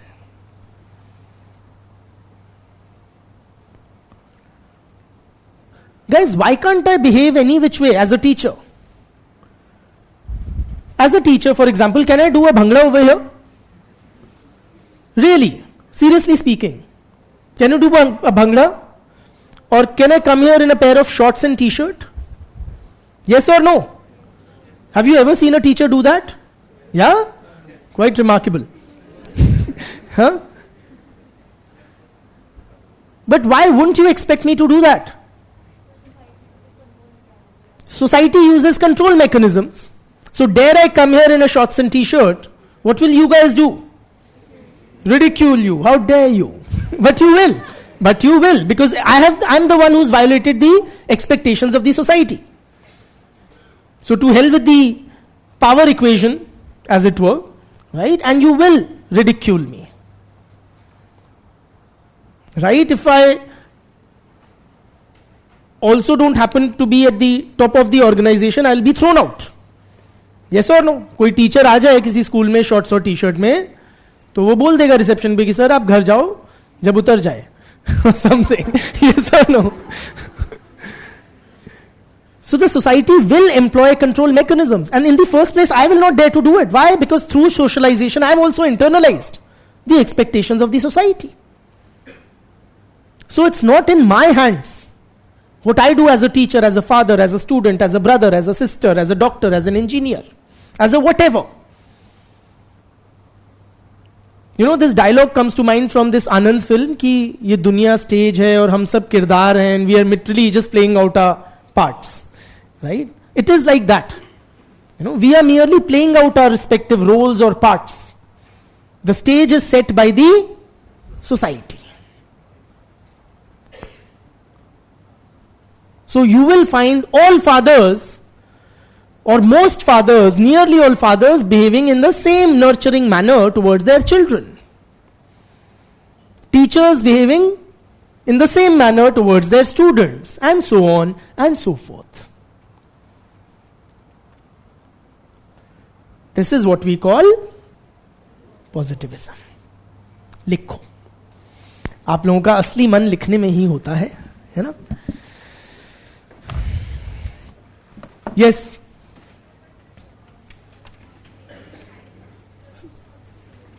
I can't hear you.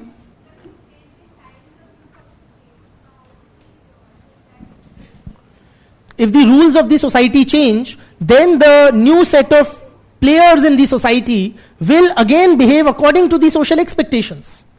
The new set of expectations or the new rules of the game laid down by the society. So again, they are not of one's own choosing.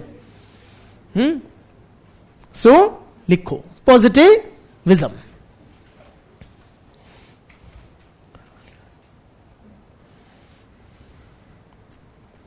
Bracket में sociology as a science, bracket close, colon और लिखो.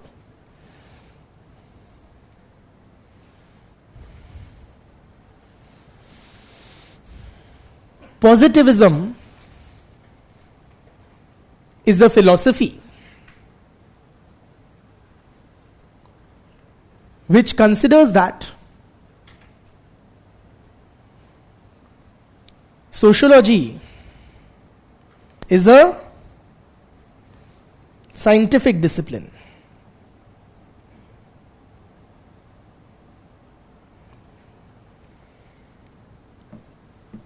Full stop. Positivists consider that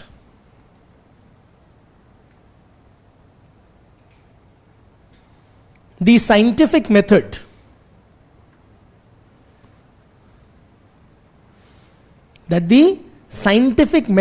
can be applied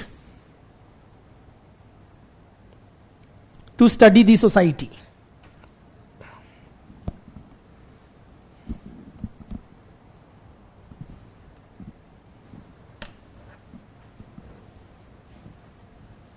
Full stop. एक बात बताओ. Tell me. Don't write this down. I'm asking you something. Why is it called positivism? You should have asked me this question. But since none of you did, I do. Why is it called positivism? What's positive about it, Bitya? Because many were of the thought that this is not a scientific discipline. So these people who believed in it gave a positive thought about it. It's a positive thought. Okay. No. Yes.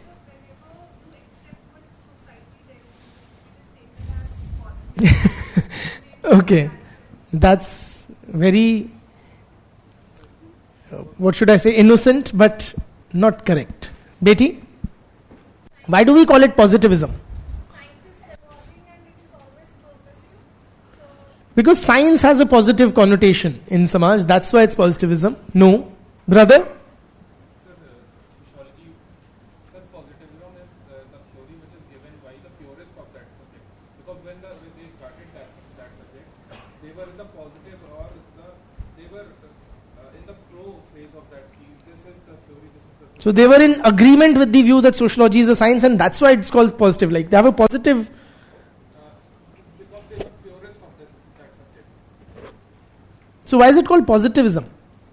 Sir, because when they would have been studying that subject, there would have been people that believe that there is a scope to study sociology as a different subject, and there could have been people believing that it is covered by all the existing fields of knowledge.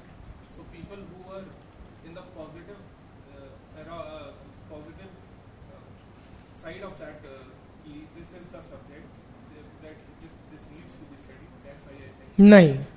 Sorry.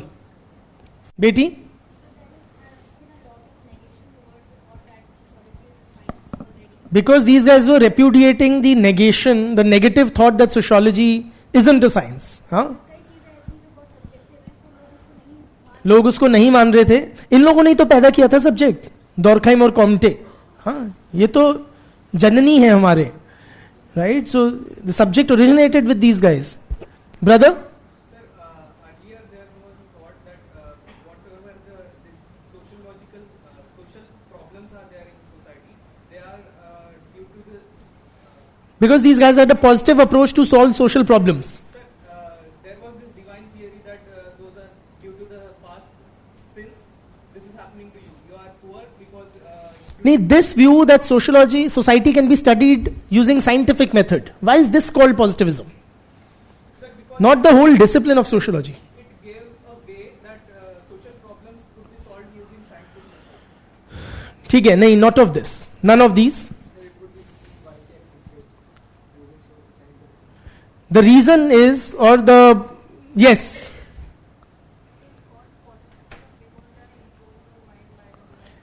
So, what makes it positive? You're absolutely right. But why does it make it positive?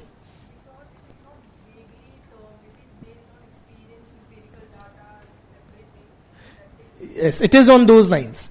Basically, friends, the word positivism is derived from the French word positif. लिखवा दूंगा, लिखो.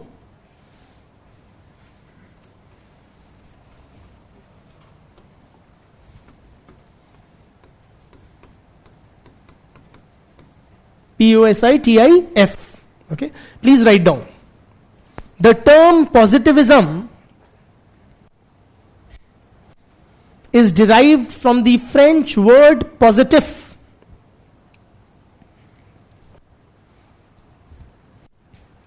Meaning imposed on the mind by experience. That is, only true knowledge is that. Do you want me to repeat the whole thing? The term positivism is derived from the French word positif, meaning imposed on the mind by experience, i.e., only true knowledge is that which is based upon, only true knowledge is that which is based upon sensory experience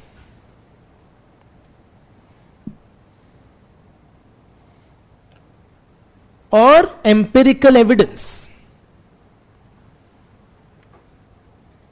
Or empirical evidence. मतलब कि positive is the root word, friends. Positive. Imposed on the mind by experience. So whenever you are taking some readings, you've seen something with your eyes. Okay, or some such sensory experience. That is how that empirical data has been collected. Are you with me?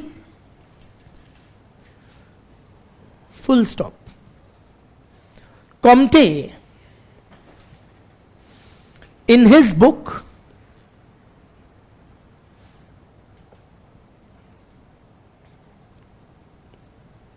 the title of the book is A Course in Positive Philosophy. You can put it in quotes or something. A Course in Positive Philosophy suggests that positive, English wala, positive philosophy writes that the same scientific method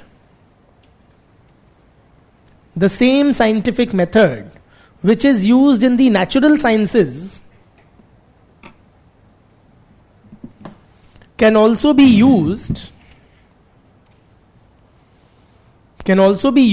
in sociological research.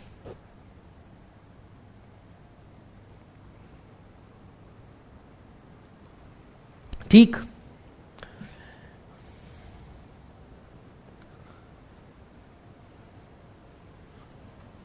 Comte, in his book A Course in Positive Philosophy, suggests that the same scientific method which is used in the natural sciences, like say physics or chemistry, can also be used in sociological research. Full stop. Some of the main principles of positivism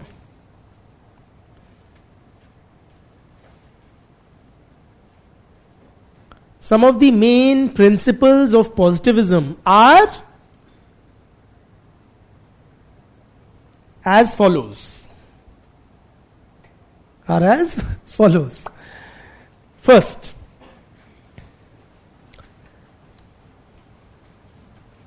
unity of the scientific method.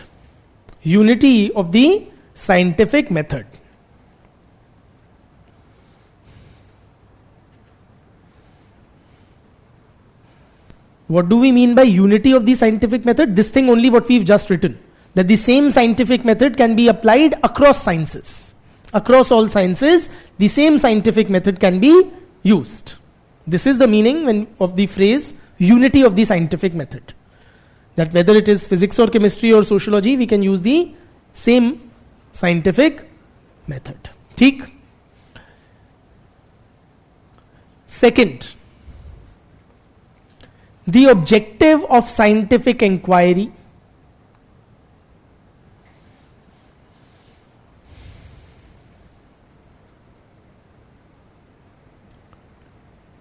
is to study the phenomena under study, explain the phenomena under study. The objective of scientific inquiry is to explain the phenomena under study.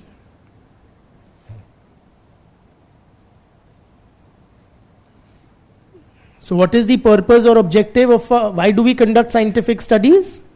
To explain the phenomena under study and arrive at generalizations or laws. And why do we arrive at these generalizations? How do they help us in life? So that we can predict future behavior. Like we said, if we know force and mass, we can predict the acceleration which will be produced. To arrive at generalizations or laws in order to predict future outcomes. In order to predict future outcomes. ठीक है? Third, scientific knowledge. Scientific knowledge is empirically testable. Empirically testable.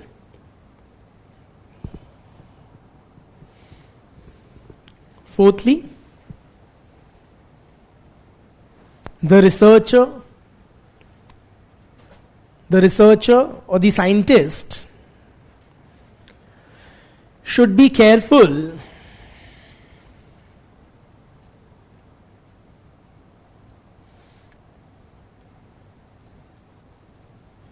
that his research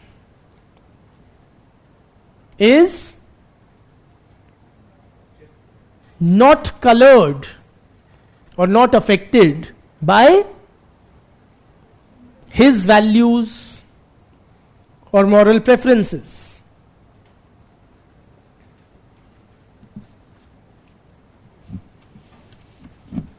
ठीक है? Can you tell me what's like a one word thing for the last point we've written? Objectivity. What we call objectivity. ठीक है? Next para. For Comte,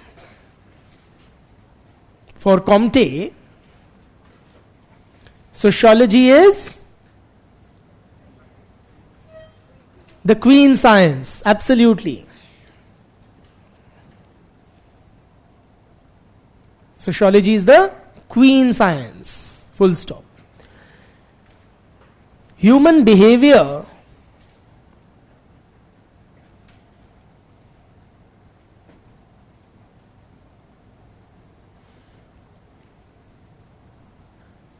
and the whole society is subject to invariable laws.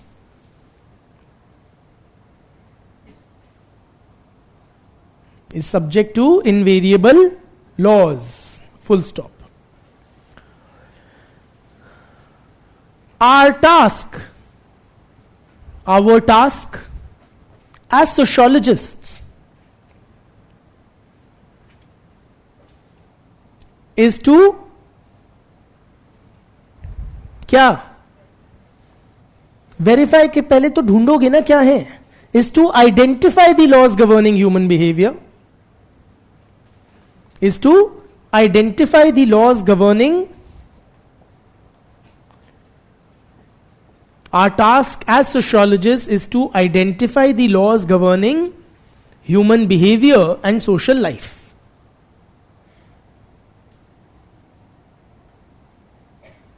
Full stop. For that,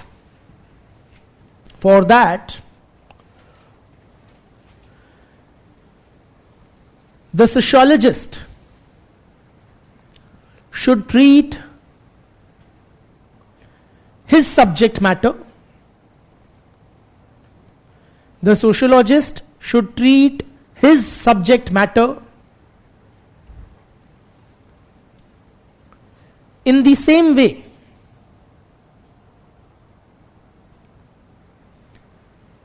as a physicist or chemist does.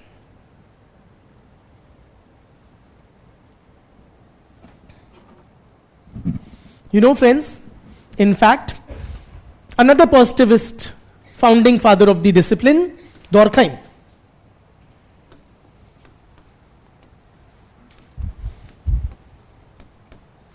he said, or according to him, the subject matter of sociology is what he called social facts. Okay, I'm not explaining to you the meaning of social facts just now. We'll discuss that later. But he says the subject matter of sociology, or what we study in sociology, is, he called it social facts. And he says the first rule to study social facts or to conduct sociological research is you treat social facts as things, vastu, inanimate objects. Are you with me? So just like a physicist or a chemist would treat their subject matter, it's a lifeless object about which they are collecting large-scale quantifiable data. Similarly, in sociology also, we have to treat our subject matter in the same fashion. In a very detached manner, we have to collect large-scale data from the members of the society about whatever phenomena we are analyzing or studying. So you have to treat subject matter as things, the subject matter of sociology. Okay, please write down. And don't worry about, not knowing what social facts are. We'll study that later. Okay, but the important point right now is that Durkheim, like Comte, suggested that we have to approach our subject matter in the same fashion as a physicist would. Okay? Betty, what's the last sentence we've written? For that, the sociologist should treat the subject matter in the same way as the physicist or chemist does. And for what? What's the previous sentence? Our task to sociologists is to identify the laws governing human behavior and social life. हाँ, अब उसके बाद वाला बोल दो last time. Okay. For that, the sociologist should treat his subject matter in the same way as the physicist or the chemist does. Full stop. Similarly, Durkheim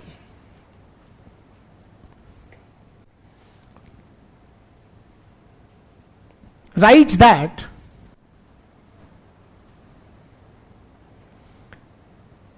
the researcher should treat social facts as things.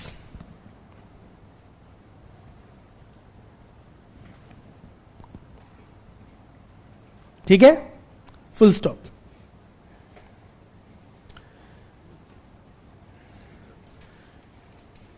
The sociologist must also collect क्या? Empirical data. The sociologist must also collect empirical data about the social world through observation and experimentation.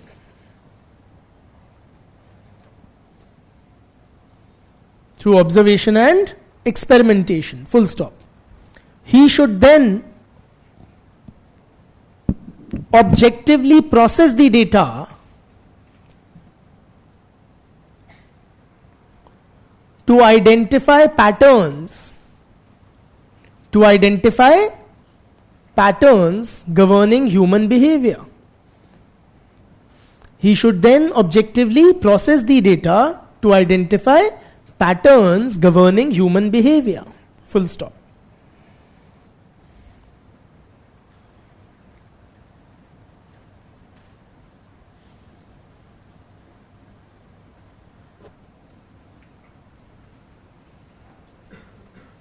Friends, what's your take? Is sociological research characterized by objectivity? Let's come back to that question for a bit. For example, if we are studying this issue, like we took an example of, say, caste-based atrocities, does the caste of the researcher play a role? Or say, caste-based inequality, land ownership, or anything? Does the caste of the researcher play a role in that? Yes or no? Not necessarily. Why do you say that?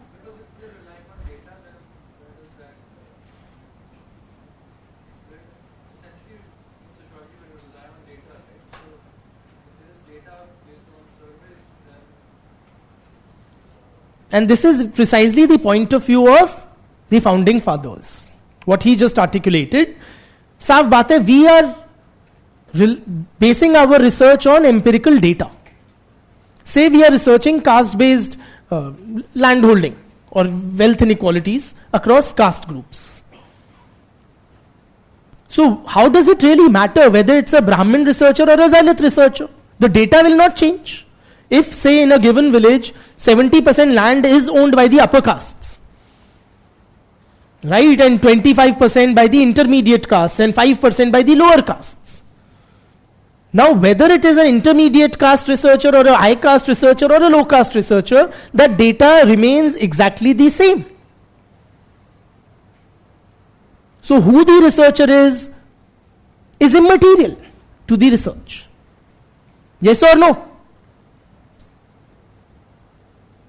So, likewise, if you say take another example of domestic violence. So, if, say, NFHS 5, National Family Health Survey 5, around 29 point something % of the female respondents said that they had experienced spousal violence in the last 1 year or 3 years, something like that.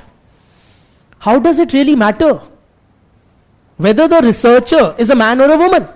That figure of 29% will remain 29%.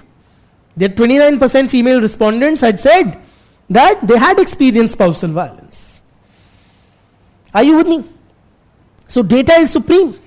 Data is unchanging. Data is objective. तो data ही दाता है, ठीक है ना? Data rules. And of course, you need to be cautious as a researcher. You need to be cautious that you don't allow your prejudices to have to color the research. You have to be honest in your research or your approach to the whole research project. So you shouldn't, for example, play with data. You should not, out of convenience, dismiss some data and whatever. Are you with me? So that academic or research integrity would be expected or required. But other than that, data won't change. So no matter how contentious an issue, given that our research is based, see, researchers are human beings with well-framed opinions, etc., on various issues. But their opinions simply won't count if they are honest in their job and data-driven. To likho. Next para. Sociological research.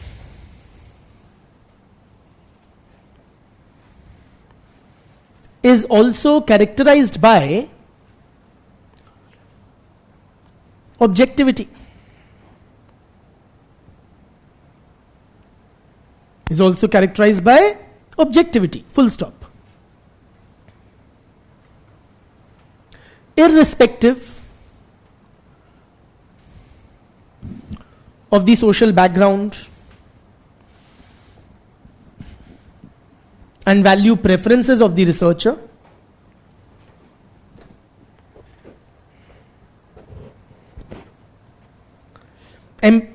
I repeat, irrespective of the social background and value preferences of the researcher,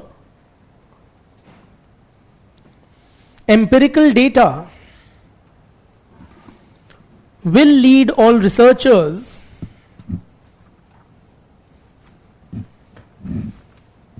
to the same conclusion.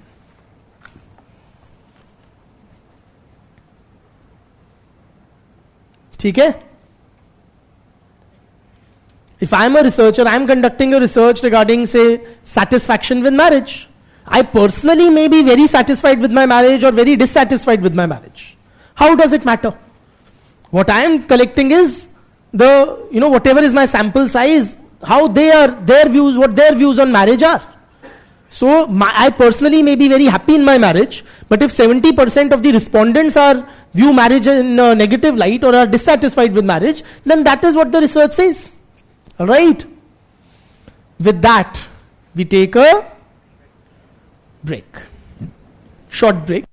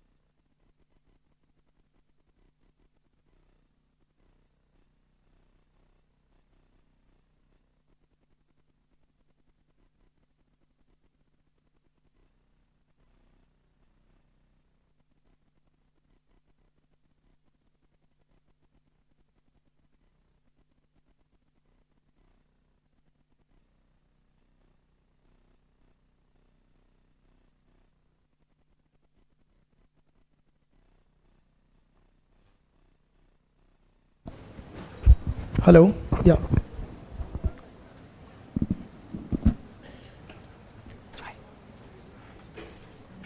So, welcome back. Slightly fresher. Now, friends, tell me. We've discussed why the founding fathers considered sociology to be a scientific discipline. Are you convinced when Comte argues or Durkheim argues what they do? Forget the stature of, their stature as founding fathers, but argument-wise, logically, are you in agreement? Are you convinced as rational thinking persons with what they have to say? Yes or no? How many of you are not convinced? Raise your hands. Others are? How many of you are convinced? With Comte, etc.? Good. And how many of you are not convinced, I ask again? How many of you think sociology is not a scientific discipline? These guys, very frankly, got it wrong. Please raise your hands. Why? In the definition of science, we noted that scientific laws are universal in nature and hold true across time and space. Which in sociology clearly doesn't. Brother? And so, just now mentioned that we are collecting data. If a Brahmin is collecting data, he's collecting data. It doesn't matter his car. But then research is not just collecting data. The processing will be affected by the biases. It's a very small part. Collecting data is you have to churn the data. You have to interpret the And there he will show his Brahmin colors. है ना? Like as it were. Or his... हाँ? simple example. हाँ. Daily life example. हाँ. Like, sir, like, for example, women's security, there is a research going on. So, sir, because if I walk to bus stand, my experience is different, and a girl's experience is different, and no matter what I do, I cannot never replicate that experience in life. Because that is, like, for example, those stairs. People stare. You're not expected as a researcher to replicate those experiences, but capture those experiences. Sir, just one more line, then what I'm coming to. Sir, so for example, after collecting all the data, that would be same for a female researcher or a male researcher. But a female researcher might conclude in a way that more male education is needed, but I might conclude stricter laws are needed. Like, there can be interpretation differences. I might say that laws are very strict, people are not afraid of punishment, so they are like crossing a line time and again, time and again. You being a male researcher. Female researchers may say there is lack of education among the male population. They are not treated right things or taught the right things at home, schools and colleges or in society in general. See, but those conclusions that you say you are arriving at, these are not emanating from your data, it seems. These are rather your suggestions as to the way forward, how we can deal with the issue at hand. The data would be reflecting the same thing or not. That is the moot question. When your data is about, say, women's safety or sense of well-being and security in public places. Brother? Even experiments can capture whether lack of education, for example, is the factor for. Okay, so maybe you can have a control group kind of a thing that whether educated men make women feel uncomfortable in public spaces versus uneducated men, something of the sort. Beti?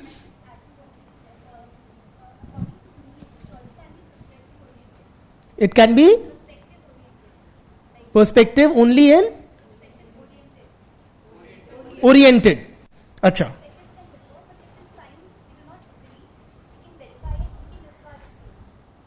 And in sociology you can't.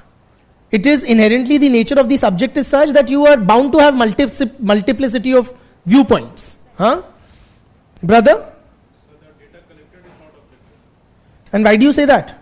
Because data is collected from people and interpretation of those people will be different. The?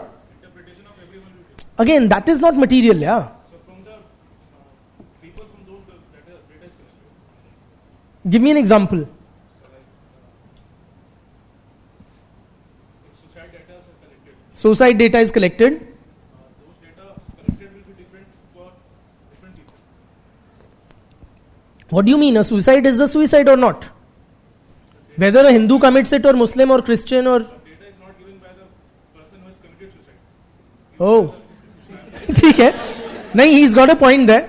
हाँ. So it is the family's interpretation you're saying, which would, yes. Okay, one second.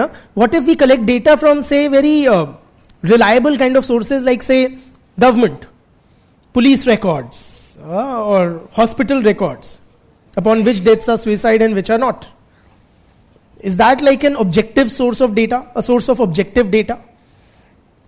Or you would question the integrity of that data also? It can be, you're saying, can be questioned. Why? You're absolutely right. But why? Police तो सही बोलेगी. चलिए, moving on from that. Yes, brother?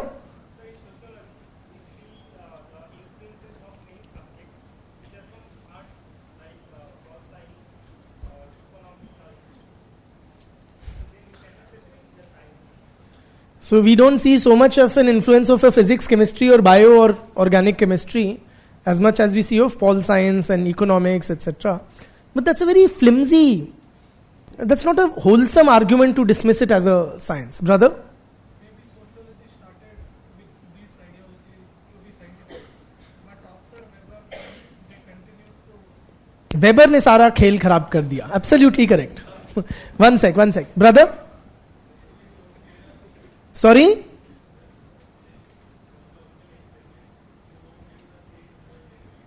You don't get same results every time in a sociological experiment. Can you give like any example or even a hypothetical example?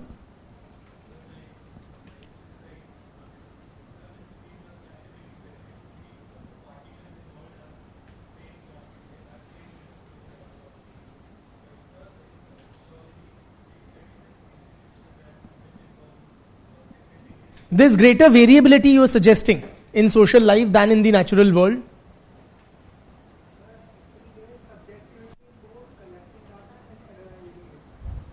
In collection of data also there is subjectivity. Why do you say in collection of data?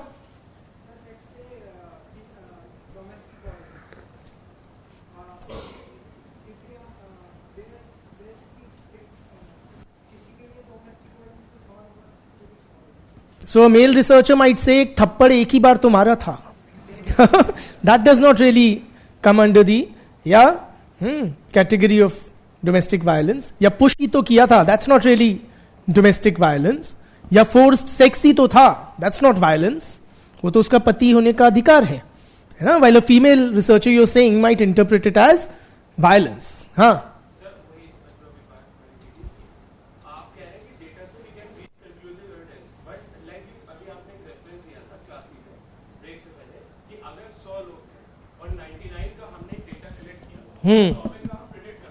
बस वही पे सब problem है. वो आप assume करके चल रहे हैं कि 90 लोग एक ही डायरेक्शन में जवाब देंगे. अगर सर 50 पीपल ने कहा, मान लीजिए कि जैसे अभी मैंने एग्जांपल दिया कि मेल एजुकेशन में प्रॉब्लम है और 49 पीपल ने कहा कि स्ट्रिक्टर लॉज में प्रॉब्लम है, तो आप 100 का नहीं कर सकते क्योंकि बहुत बाइफरकेटेड व्यू है. तो आप 100 का नहीं प्रेडिक्ट कर सकते. नहीं, my intention was not to suggest that or assume that all people are thinking in a same or similar pattern. But based on the data collected, we can say whether it is 99% or 50%. We can say there's a 50% chance in your example that so and so. Are you with me? And if it is 95%, we'll say 95% chance that it is so and so. Brother?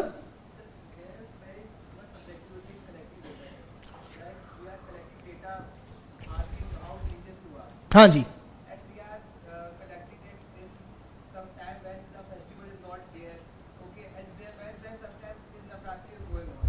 Navratri में हमारी religiosity उभर के आती है बाहर. हाँ, so it might. हाँ,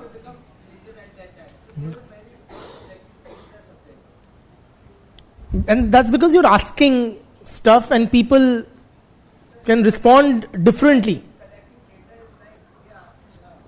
You can also collect data through observation. कि अगर मैं तिलक धारी हूं, त्रिशूल लेके घूम रहा हूं, you will conclude कि there is a high degree of religiosity that this fellow has compared to the other guy. Brother? Even AI has gender and racial biases. So where does that lead us? You're saying even sciences, is that what you're suggesting? Even the so-called true sciences, pure sciences, can reflect societal biases.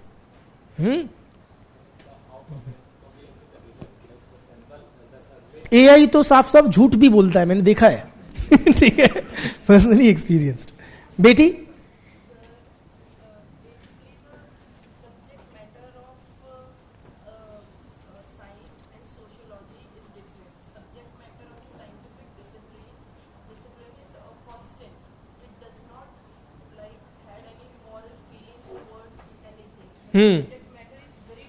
जो subject matter है of the natural sciences वो dead type है.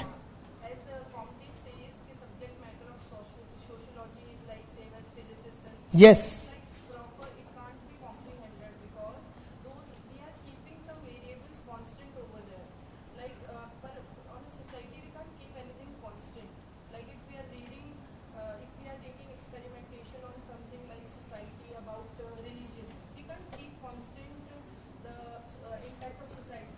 No, you see, when you conduct experiments, whether in sociological research or other sciences, and you're trying to identify relationship between two variables, other things you do hold constant. For example, if you say we are holding research on, say religion related you brought up, so,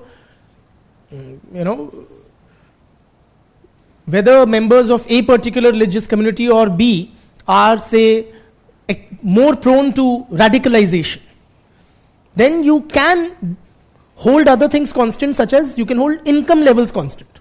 So you ask, say, upper strata or middle strata of both communities, people with income between 30,000 and 50,000 per month, from Hindus and Muslims and Christians and Parsis you pick up, or Sikhs you pick up.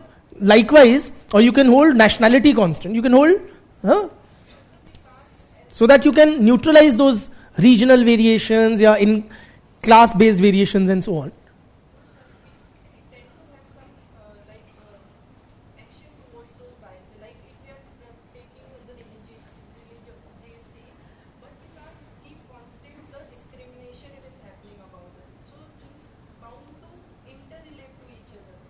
Social phenomena are very interrelated with each other, you are suggesting. Okay, let me take some online comments. You don't have schools of thought in the natural sciences as such. But in sociology, you have functionalists and conflict theorists or feminists or na jaane kya kya. Though sociology is a science, it is having less multi-pronged approach as science does when it aligned with science. That really escaped me.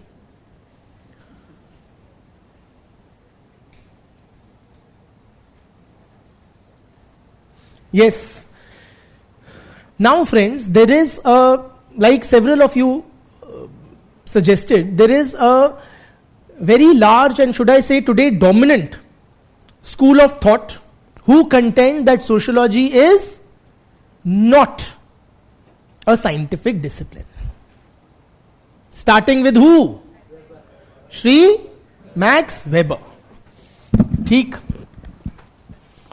And these group of scholars or those who think on those lines are very unimaginatively termed as anti-positivists. Those who are against the positivist position are very expectedly termed as anti-positivists. Founding fathers were very clear, sociology is a scientific discipline, they were positivists. Weber onwards,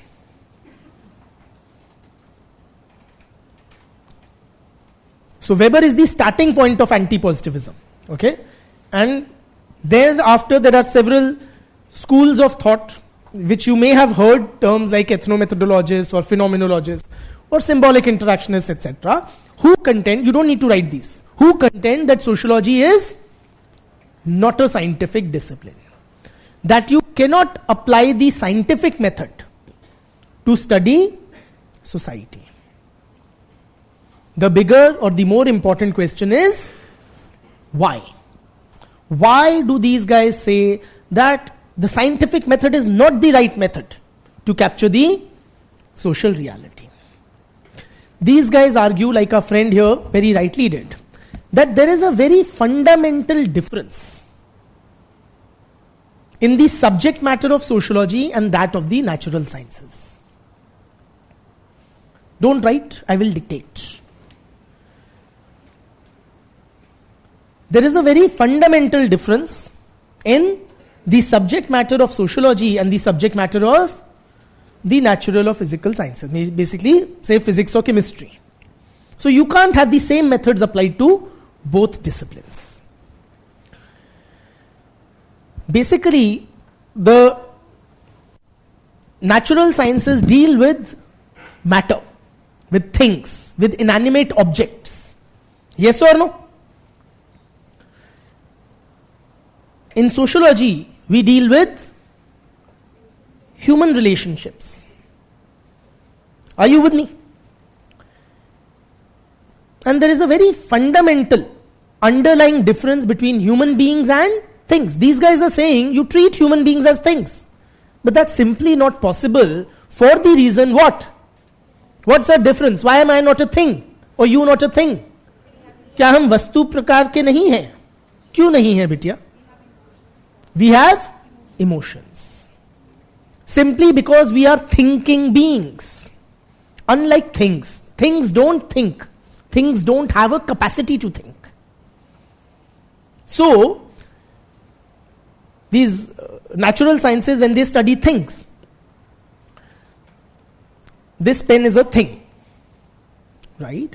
So what will it do? Whenever any external force is applied to it.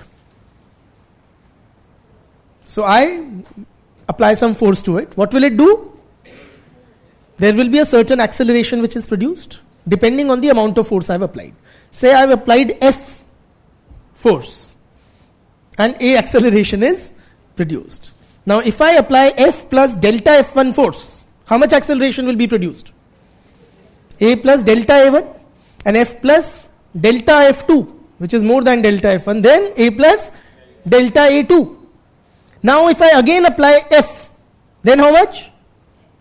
A. And again I apply F plus delta F1, then how much? Again A plus delta A1.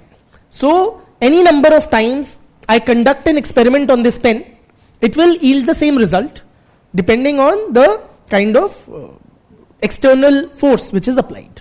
Clear? So what I can do, I can very easily tabulate all my readings or observations. That when I applied F force, this much, say 5 Newton, 1 meter per second square, 10 Newton, 2, 15 पे 3 and so on and so forth. ठीक? And then I can frame a law. Human beings are not things. Why? Because they have a capacity to think. And that, so they don't mechanically react to external forces which are applied to them. If a human being is subjected to an external force, say if you are pushed, what will you do? If you are pushed by another person, what will you do? क्या करोगे आप? देखो इस pen को मैंने जितना force किया वो उसके हिसाब से एक्सेलरेशन प्रोड्यूस हुई. ज्यादा किया तो ये गिर गया. क्या इसने सोचा कि हाय मैं टूट जाऊंगा गिर के या मेरा वजूद खत्म हो जाएगा? Nothing of the sort, because it simply cannot think. So it did not think. It simply reacted to the external stimuli based on its quantum or the amount of force which was applied. आप क्या करोगे कोई धक्का देगा तो? Sorry, मुंह तोड़ देंगे. Sorry? Move. Acha, he said move, not muh tod denge. See, that's my biases at play. Huh? He said move, I'll move. He will move. Okay? What will you do, bete? You will? I will not take it seriously and will You will move away. What will you do? Anybody who will behave differently when subjected to a dhakka or a push? What will you do? हाँ, you'll ask him कि भाई क्या चल रहा है? Yes, brother, what will you do? Resist. So he'll like form a lock or something. He'll say, what will you do? She'll push back. Why not? She'll say, I abide by Newton's third law. So she will push back. Point is, friends, the way we human beings react to external stimuli is not a mechanical response to the force which is applied. Before we react, since we are thinking entities, we are thinking beings, we attach meaning. We interpret that external force. Are you with me? And based on the meaning we attach, we respond. We don't mechanically react. We respond to the external force or stimuli.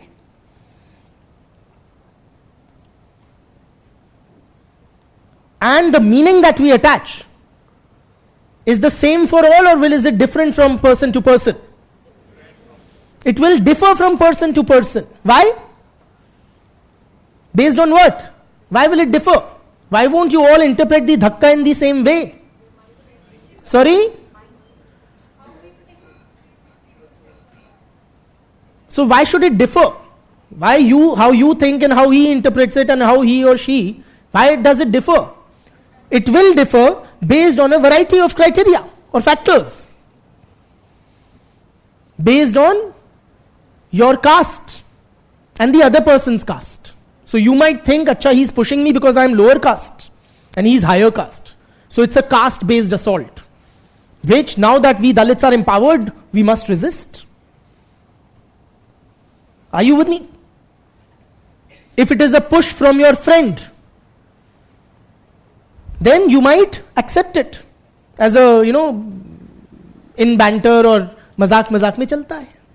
But if it is a push from the school bully, you might want to resist or stand up to him. Are you with me? Or if it's a push from a stranger, you might ask, ki bhai sahab, kya problem hai, seedhe khade raho. If it's depending on your gender, if you're a female who is pushed and by a male, you might interpret it as a sexual assault and report it to the police. Yes or no? For the same person, will the interpretation, the meaning that they attach to a push will be same and their reaction be same every time? Like this pen, it will fall down when 15 Newton's force is applied. Right? Will it be the same for a particular person every time? No. दोस्त ने भी धक्का दिया, एक बार खा लोगे, दो बार खा लोगे मजाक में, तीसरी बार कहोगे बहुत हो गया. या आज आपने खा लिया, कल घर में झगड़ा हुआ है, मूड अच्छा नहीं है, you will react differently. Yes or no? So based on something as fickle as one's mood at a given moment, your reaction will differ. Are you with me? Take another example. So how we interpret external things, other social actors, depending on our own social background, so many things, so many variables are there. Are you with me? Depending on the context. Agar push aapko laga, say you are in a cricket stadium, there's an India-Pakistan match going on, you are in the India stands, followed, and there's a whole, तो उनको क्या धक्का मारोगे आप? धक्का लगेगा नहीं, आप accept करोगे because that push is expected and even accepted in such a situation. Adrenaline is running high and this euphoria, India has just won and so on. But agar ek empty street, you are a female and an empty street, a male comes and pushes you, you will interpret it very, very differently than in a cricket stadium. Yes or no? So social context पे, situation पे निर्भर करेगा. The meaning that you attach to that same external stimuli. Take another example. If I put fire, okay, to this pen, यहां पे मैंने एक आग लगाई और ये पेन डाल दिया, क्या करेगा ये pen? How will it react? So first its temperature will rise and then after reaching a certain point of time it will start melting and it will melt. Will it do anything else? Will it think कि हाय मैं तो भस्म होने वाला हूं, कुछ मुझे बचना चाहिए, need to do something? No, it simply doesn't have a thinking capacity. So no matter if I do it 1 time or 10 times or 100 times, I will find the same response of the pen to the external stimuli of fire. But now when you see a fire, what will you do? क्या करोगे? आग दिखेगी तो He will run away. दुनिया जाए भाड़ में. What will you do, बिटिया? You will also run away. What will you do, brother? ये पानी डालेंगे. He'll take a more proactive this thing. Huh? He's like, I'm not a bhagoda and I'm here to save the world. So ये पानी डाल देंगे उस पे. Anybody who will behave or react differently. कि वो कौन सी आग है? अगर आप मंदिर में हो, दिया में चासी हुई आग है, क्या उस पे पानी डाल दोगे? हाँ? नहीं. क्या करोगे? उसको आरती लोगे, नमस्ते. यस और नो? और अगर चूल्हे पे जली हुई आग है, क्या उस पे पानी डाल दोगे? नहीं. Why? Because the meaning that you attach to that fire changes with the context. फिर क्या करोगे? उस पे रोटी पोओगे. Yes or no? So depend करेगा आग कितनी बड़ी है, कितनी दूर है, कहां है. So many factors. है ना? The interpretation or the meaning attached to that fire will change. Are you with me? Point is, friends, human beings do not mechanically react to the external stimuli. They attach meaning to it. That meaning is not fixed. It greatly varies from person to person. For the same person, from one situation to the other. In other words, you cannot identify any patterns. You can't say all will react in the same way. There is great variation in human behavior. Such a different perspective from the positivist approach. Are you with me?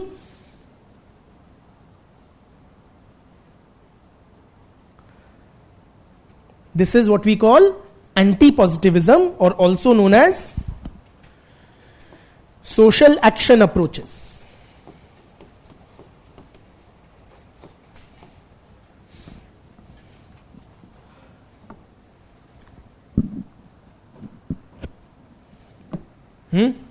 लिखो.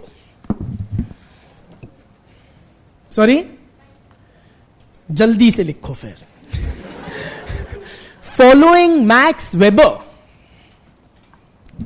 इनका नाम है max weber. कहीं marks weber मत कर देना, ठीक है? बहुत ही अजीब सा मिलन हो जाएगा वो. Following max weber, many sociologists contend that society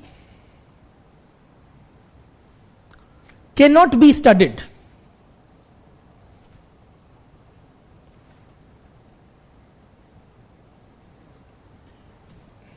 using the scientific method.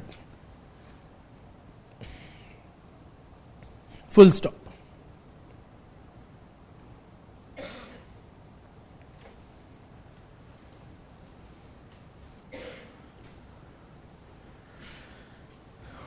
The subject matter of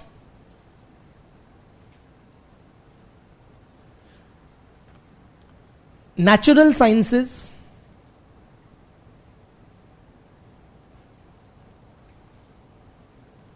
in bracket matter. What is the subject matter of natural sciences? Matter, bracket close, is fundamentally different from the subject matter of the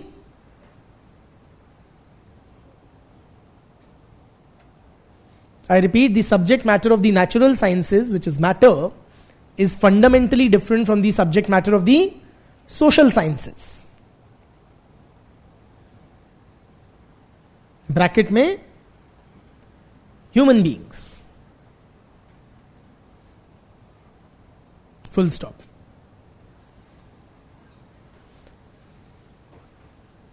Unlike matter,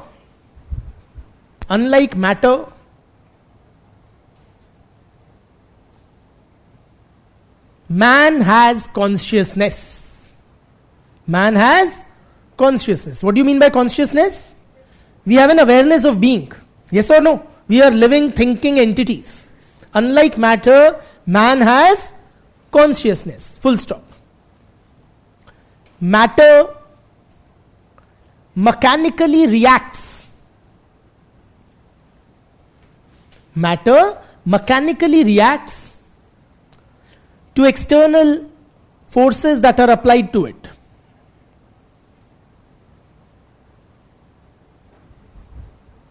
Matter mechanically reacts to external forces that are applied to it. Comma, man does not. Full stop. Man attaches meaning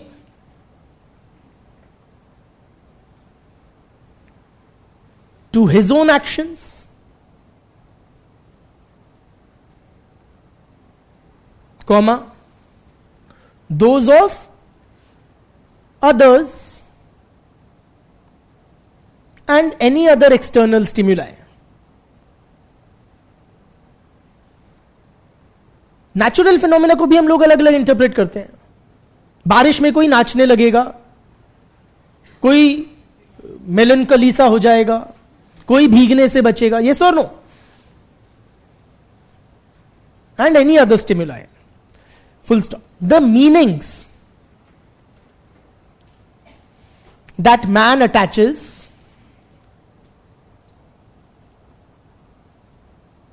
very greatly. Not V-E-R-Y, V-A-R-Y. Vary greatly. Depending on, I repeat, meaning that man attaches vary greatly depending on various factors such as the social background of the actor and the counter actors. Say when you are getting pushed, you are the actor, the guy pushing you is the counter actor, right? The other persons involved in the situation. Comma, the social context. Like I said, a fire in a temple will be treated differently than a fire in a building or a fire on the stove, right? That's the social context. Comma, personal life experiences. So, if I had some moments in childhood when I was pushed and everybody had started laughing, then I would be very wary of being pushed again. Yes or no? Personal life experiences, one's mood at a given moment, etc.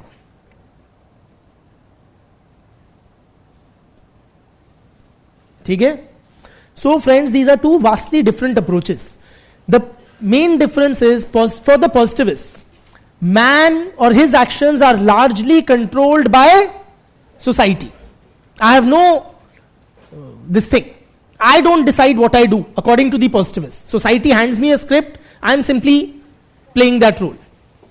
But according to anti-positivists, man has a lot of what we call agency. He decides.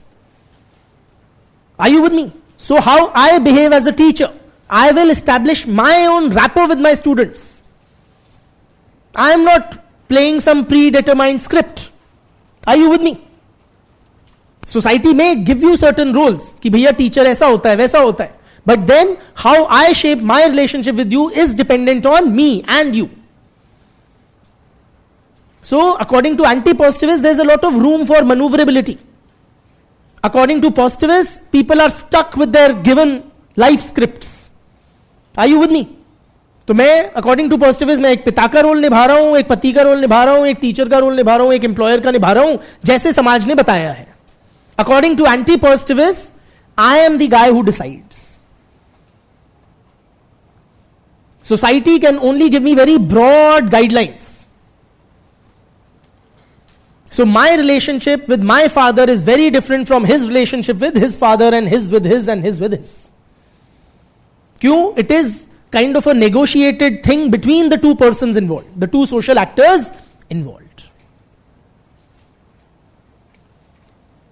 You can't identify any laws governing human behavior. because there are no fixed patterns which human behavior follows.